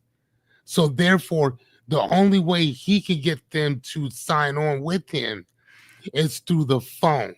So he would call them and do this, that, and the other, blah, blah, blah, blah, blah. But there was one client that he had was worth millions, plural. And this dude, he's been with him for years. And every time he'd want to come in, he's like, oh, man, I'm so sorry, bro. I can't make it. I have this meeting and this, that, and whatever. So anyway, so one day he actually finally shows up to the office. And Chris walks in and he sits down with him. And the guy's like, oh, my God, you've been black the whole entire time. I've been saying the N-word, saying all kind of racist shit, and you sat there and endured it. So when the guy passed on or whatever, Chris gave himself a very healthy raise because of all the shit that he had to endure dealing with him. And again, this is also talking about, when you're talking about you're going to have to go around it sometimes. No. Sometimes it's going to be a part of your journey. It's going to be a part of that thing that you have to go through. It's the whole civil rights movement. People now get to kick their feet up on the backs of what people actually went through, going through that shit, and then to come here and shit all over black people that are already here. It's like, yeah, well, I'm sorry, man. You guys pull yourselves up. Like, dude, you wouldn't even be here if it wasn't for my grandmother and grandfather and great grandmother and so on and so forth. Another thing that I wanted to talk about was the Jewish community, especially the lawyers in New York. All these books that I read, this is why I read them, because I love a different perspective. They were barred and banned from practicing a lot of these laws like damn near everywhere, but especially in New York. So Mm-hmm. what they did was they were like, all right, well, we'll just take the shit that nobody else would take, which was tort law. Tort is the wrongful act or infringement of a right of another person under a contract leading to civil legal liability. Mm-hmm. Okay, so that's basically what a lot of the Jewish lawyers in New York had to be faced with. So nobody else would want these torts, so they would send them to the Jewish community to do it. Right, like give it to them, give it to them. Yeah. Where it got to the point where they got so good at it that they became experts at tort law to the point that when these major uh, law firms needed help with understanding tort, nobody can mess with these Jewish lawyers at all because that's all they've been doing. So Mm-hmm. nobody knew the law better than they did. So then when it came time for these other companies to actually pay these guys for what they knew, these guys cracked their asses when it came to pricing it out because nobody was better than them when it came to that. So again, it's funny to me how sometimes we sit there, and again, this is what I'm talking about. We can compromise and say, you know what, they're not going to give me my fair shot. They're not going to do this for me. They're barricading the doors. You can be complacent and just say, hey man, this is just the way it is.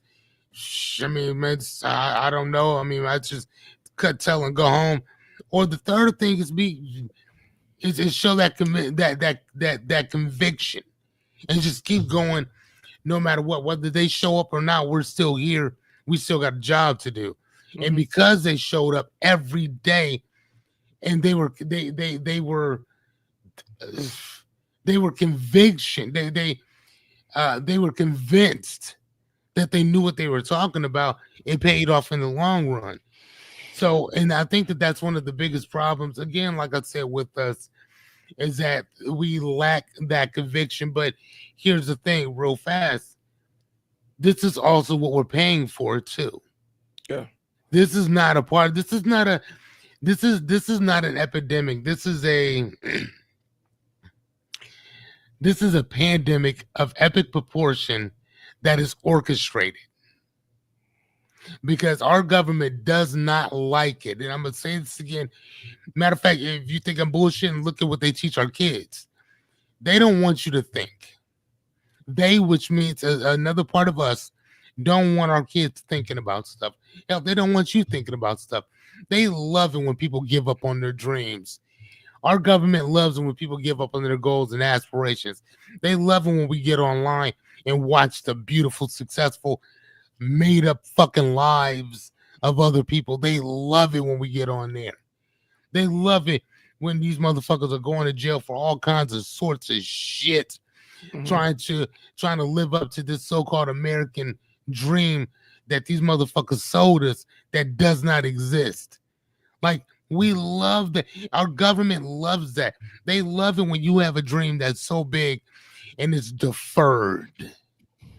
They love that. Think about what they teach our kids. Keep your hand up, ask for help, wait your turn, shut the fuck up, go wait in that line. What do you mean? What? No, you're fine. You don't need to know about that. That's above your pay grade. Do this the way that I taught you to do it. What do you mean you know how to do it better? I didn't ask you if you knew how to do it better. You need to do it the way that I'm showing you how to do it. So we're not educating anybody. We're indoctrinating them. And because of that, we're indoctrinating ourselves by not stepping up to the fucking plate to live the best truth that we possibly can.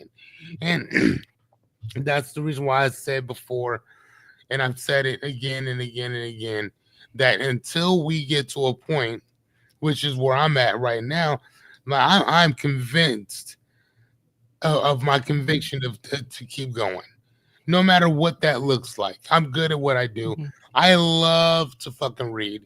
And there was a person who said, and I'll stop here and I'll let you go, my guy. He said, you know what your purpose is when what comes easy for you It's hard for other people. I'll say that again. You know your purpose. It's what comes easy for you and hard for somebody else. Helping people to kind of get from that one transitional period to kind of understanding where you are and then moving from there. That is what I do. But I am only able to do that because of the books that I read. That's it. There's no college degree that could teach you how to do what I do. Not one. I mean that at least I don't think so. And for me, the challenge has always been I have a lot of different things that I'm actually good at. Is figuring out which one I want to lean into. That's been a challenge for me. And Fearless could tell you, I know a lot about a lot of different things. It's locking in on the one thing that I want it to be. Because here's the thing. If I had my own way, if I had my druthers, if I had my druthers about me, which is that made me like an ape. That's like something an 80 would say. If I had my druthers, I would be getting paid for talking about comic books and politics. Okay. That would be the dream life. That would be the dream outcome. I would be taking gigs here and there writing for Marvel Comics. And so I'm trying to actually build that life on the side. Because I'm like, that's what I would love to do. I would love to be able to write comic books and talk about comic books and talk about political things in comic books, because people don't understand the comic book medium is highly political. Stan Lee had some very, very strong opinions about racism and integration and stuff like that. And he made sure that it was in his books. He's the one that broke the comics code by talking about heroin in his comic book, and he bucked the comics code and challenged them to come arrest him. So he was talking about these social political issues, and that's always been his thing.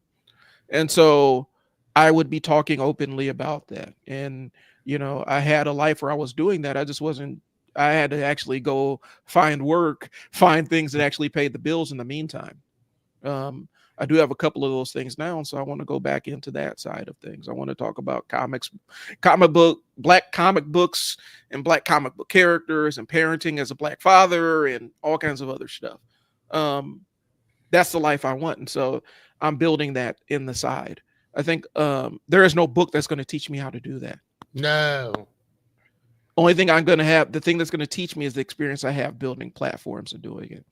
I also am driven to teach people how to market themselves, regardless of what that looks like, whether it's what we're doing right now, me and Fearless are doing right now, or if you just need assistance writing stuff and you need a template, I have those available, and I want to create that lifestyle, the DIY marketing agency, a marketing agency that sells the tools that you need to get started, and provides coaching around the fringes of the stuff that you actually need guidance on. That's the life I want to build. That's what I'm building. That's what I'm driven to build. There ain't no book that's going to teach me how to do that. It's going to be a combination of things I've learned, combination of things I've read, combination of things I watched, and combination of things I've done. But none of this shit moves. None of it moves. None of it moves without the doing part. None of it. And that's the thing though, man. You have to move. You gotta do something, man. That's the lesson. You have to do something. And again, I don't give a shit what it is, bro. Just do something. It can be wrong as fuck. Just do something. Get out there, man. Yeah, make something happen. I don't give a fuck what it is. And again, like I tell people, man, we're here to help or whatever. Listen, I mean, when we're on here, you're more than welcome to ask whatever questions that you want. My coaching, I charge. Like I charge for everything now. But when we're on here, it's free. Like, jump on and ask whatever that you ask whatever you want or whatever. I mean, that's cool stuff or whatever. I don't mind it. I'm sure that see, Q&A. Do the thing. Ask the question. Throw it out there, man. I'm more than okay with it. I'm more than cool with it. Yeah. Like, please, like, yeah, this is what we're here for. This is literally what trial and error is for. And that's actually one of the things that kind of got me started myself in this whole thing is it's man, this trial and error. See what happens, see what doesn't. And the one thing that I noticed is that just doing it is so much easier than thinking about doing it. Yeah. Just doing it, just showing up and doing the work is so much easier than just talking about doing it. Talking about it and thinking about it was harder than just doing it. Yeah. And that's the thing. I'm not gonna lie to you. That's the thing I absolutely love about social media. That's the thing I love about stepping up to the plate and just doing your thing. Just walk in and say whatever needs to be said, do whatever needs to be done, and just be done with it. Yeah. I think a lot of times people you spend so much time in that analysis thing that you never move forward. You get comfortable. We've talked about it, you get comfortable in the learning side of things. It's real comfortable to learn about a thing and never actually go out and do it. And Yeah. that season for me is over. I'm doing things now. Good. Congrats. I'm consuming less ebooks and stuff like that. I went out and built my Gumroad site. I'm actually moving on with the projects and doing more targeted videos for the stuff I want to put out there. Because you can absolutely lock yourself into this thing where you never get started, never initiate, never get started on anything. And you feel, like I said, there's never been somebody who's been an expert off of just reading a book or just watching a video. Mm-hmm. You have to have some application on it. Otherwise, it's just hypothetical until you apply it, until you learn the applied knowledge. And that was when I was doing training. That was the second piece of training when I was helping people training in the group home. Once you got out of training, now it's the time to go learn how to do the job. So let's go ahead and wrap this thing up. Fearless, what do you got coming up, man? Right now, man, I'm reading Leonardo's Gulag by Kevin Doherty. So right now, man, I'm kind of just doing my my book thing or whatever. This is really kind of cool. It's a book about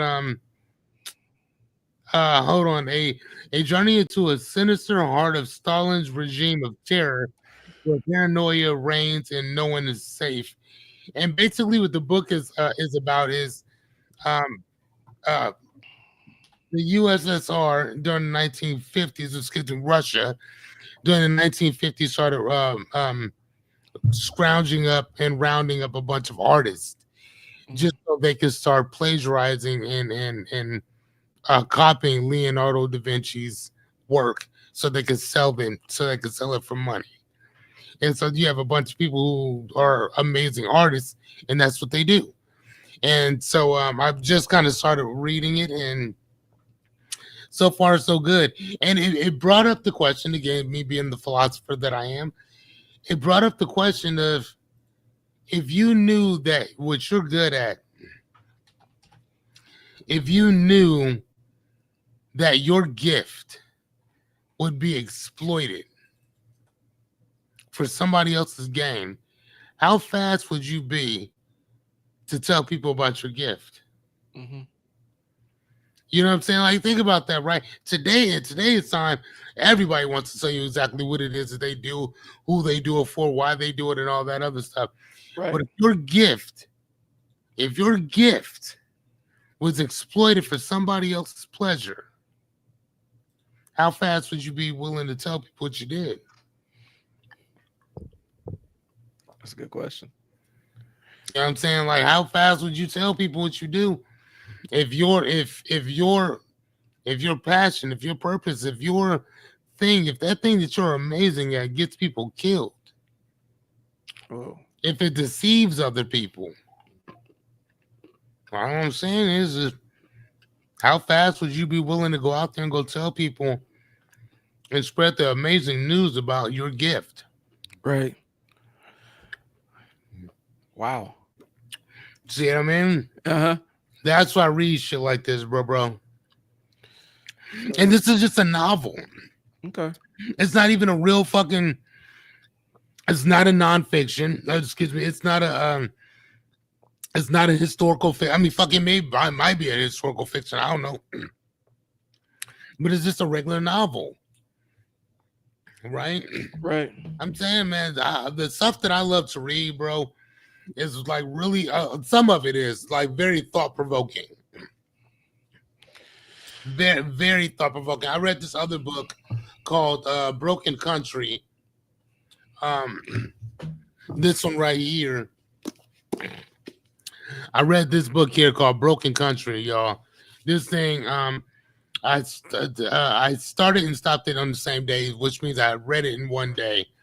I gave this book a 4.7 out of 5. Okay. I don't give books 4.7 out of 5s unless they are, I mean, absolutely amazing. And it's set in, I think it's set in like England.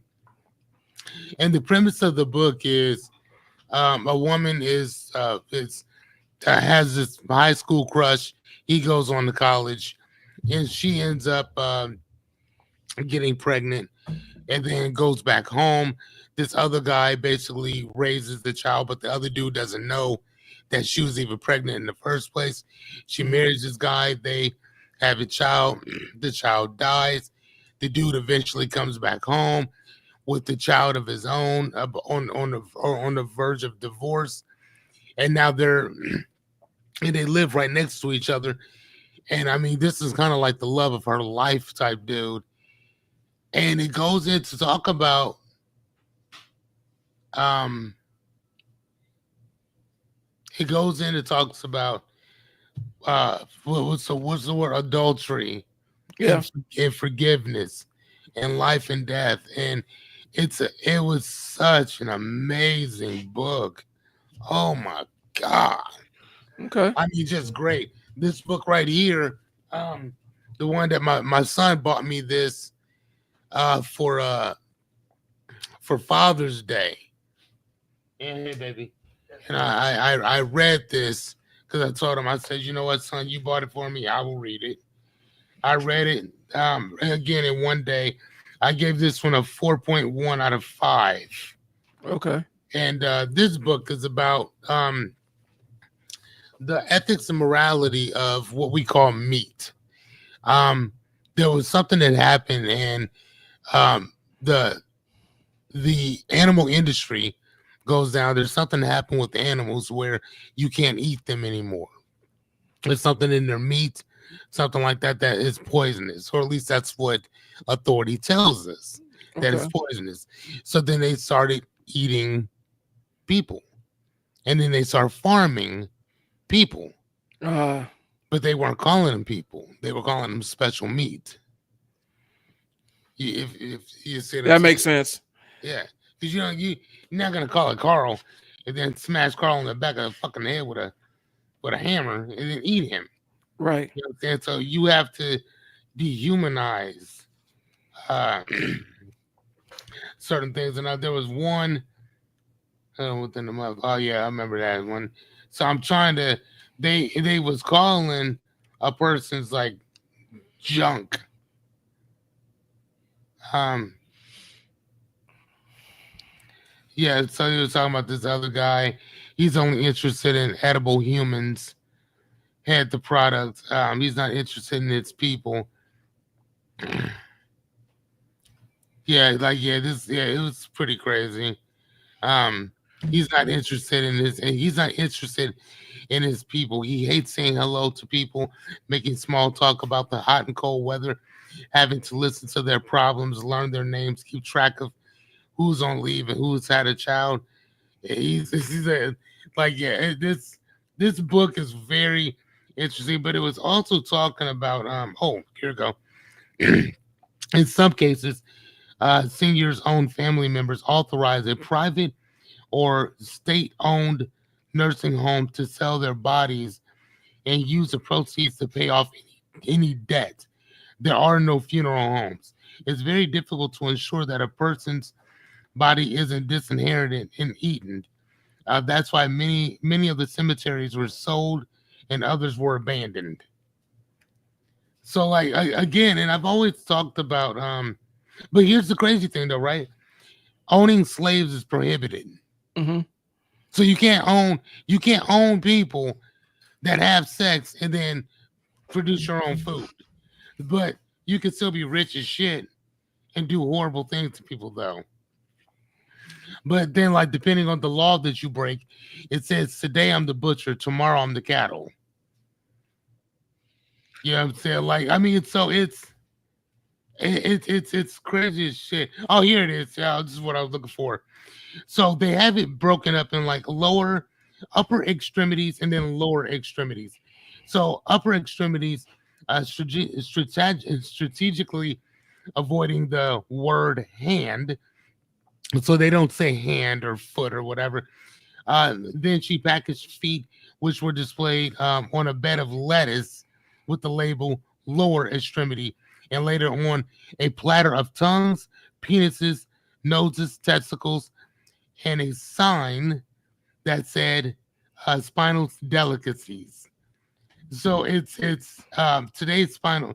That was her name. Her name is Spanel. Mm-hmm. Today's Spanel sells um what is that brochets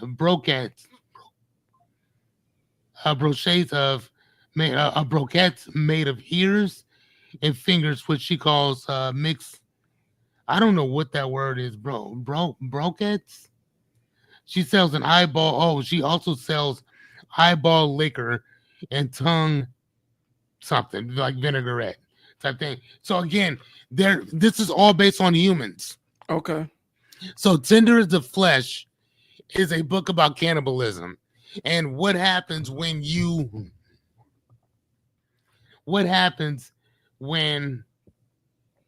or if the government says to you, hey, um I don't know what to tell you, but we have to start eating people now.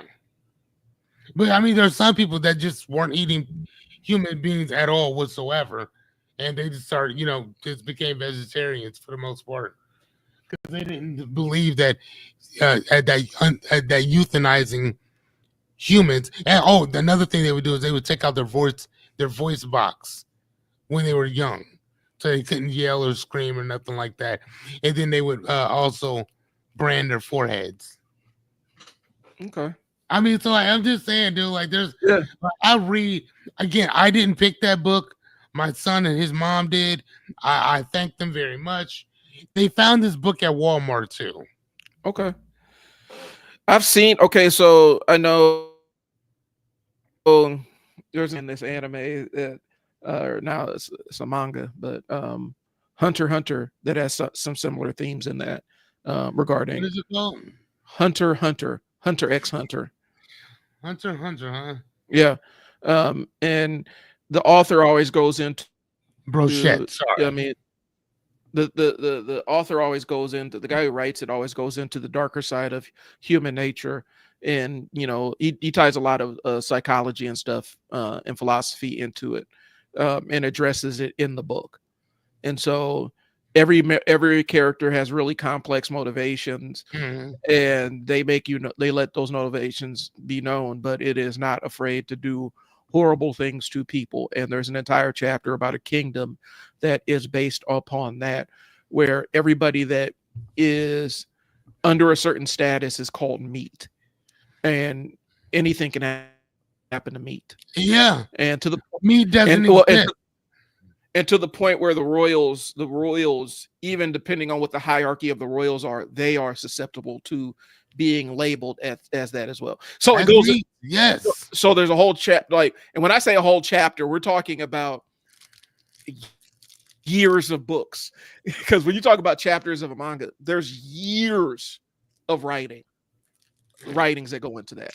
um and so it's arc that's going on. And so I Oh think it's wow, called okay. I think it's the Succession War arc. I think the Succession War is still going. um anyway, Hunter x Hunter has done that, and I think that was, let me see, that was done, he wrote that a couple of years ago. um so anyway, It's called uh Hunter. yeah, Hunter x Hunter. Okay. Anyway, and it's one of those shows that people joke about, like, hey, I thought this was for kids until I saw somebody get until I saw somebody get gunned down and devoured. You know what's so funny? At the bookstore, man, I think we had something like that too, and that we kept it over in the kids section under manga, because we had a whole manga section. Yeah. There, and I was like, the lady brought it over. She's like, "Sir, you cannot keep this in the kids area." No, and it looked like a regular kid book. I'm like, why? I'm dropping out. And she broke it down, dude. I'm gonna drop out. I'm putting it in the private chat so you can see exactly how it's stylized, because it's called Hunter x Hunter, but it's stylized a different way. Anyway, I think that might be one that you might actually get into, just because of a lot of the themes it tackles across the board.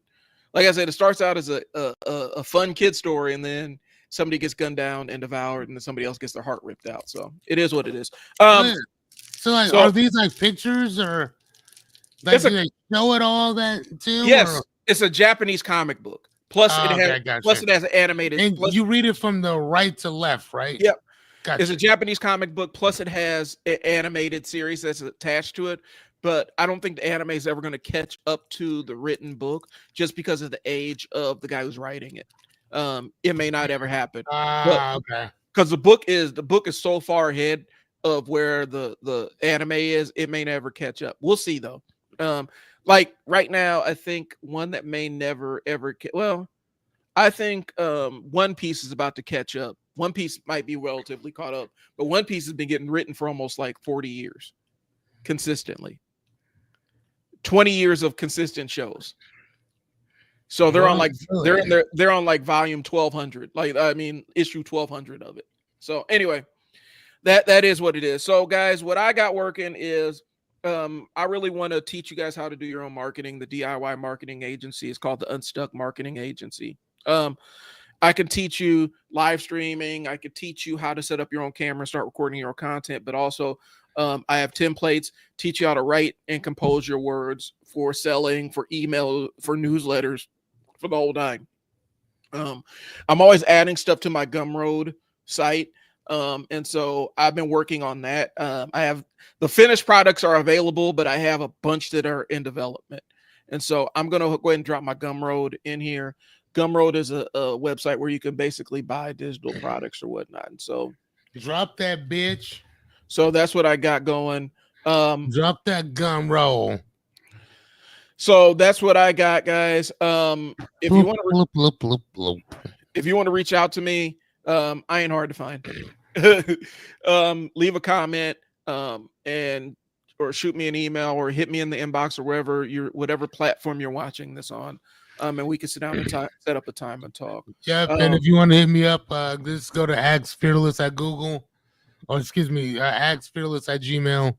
Just as you can see, just Ask Fearless Gmail. Matter of fact, I don't even think I have it created yet, but I'll create that shit in the next 15, 20 minutes. Yep. So, and that's my email, mail@isellwords.net. If you're interested in getting on your own marketing or even launching your own marketing agency, I can give you the framework and tools to get started. So anyway, that's all I got. We'll get to you guys next week. All right. I'm Brian. Fearless. We'll talk to y'all later. Peace. Deuces.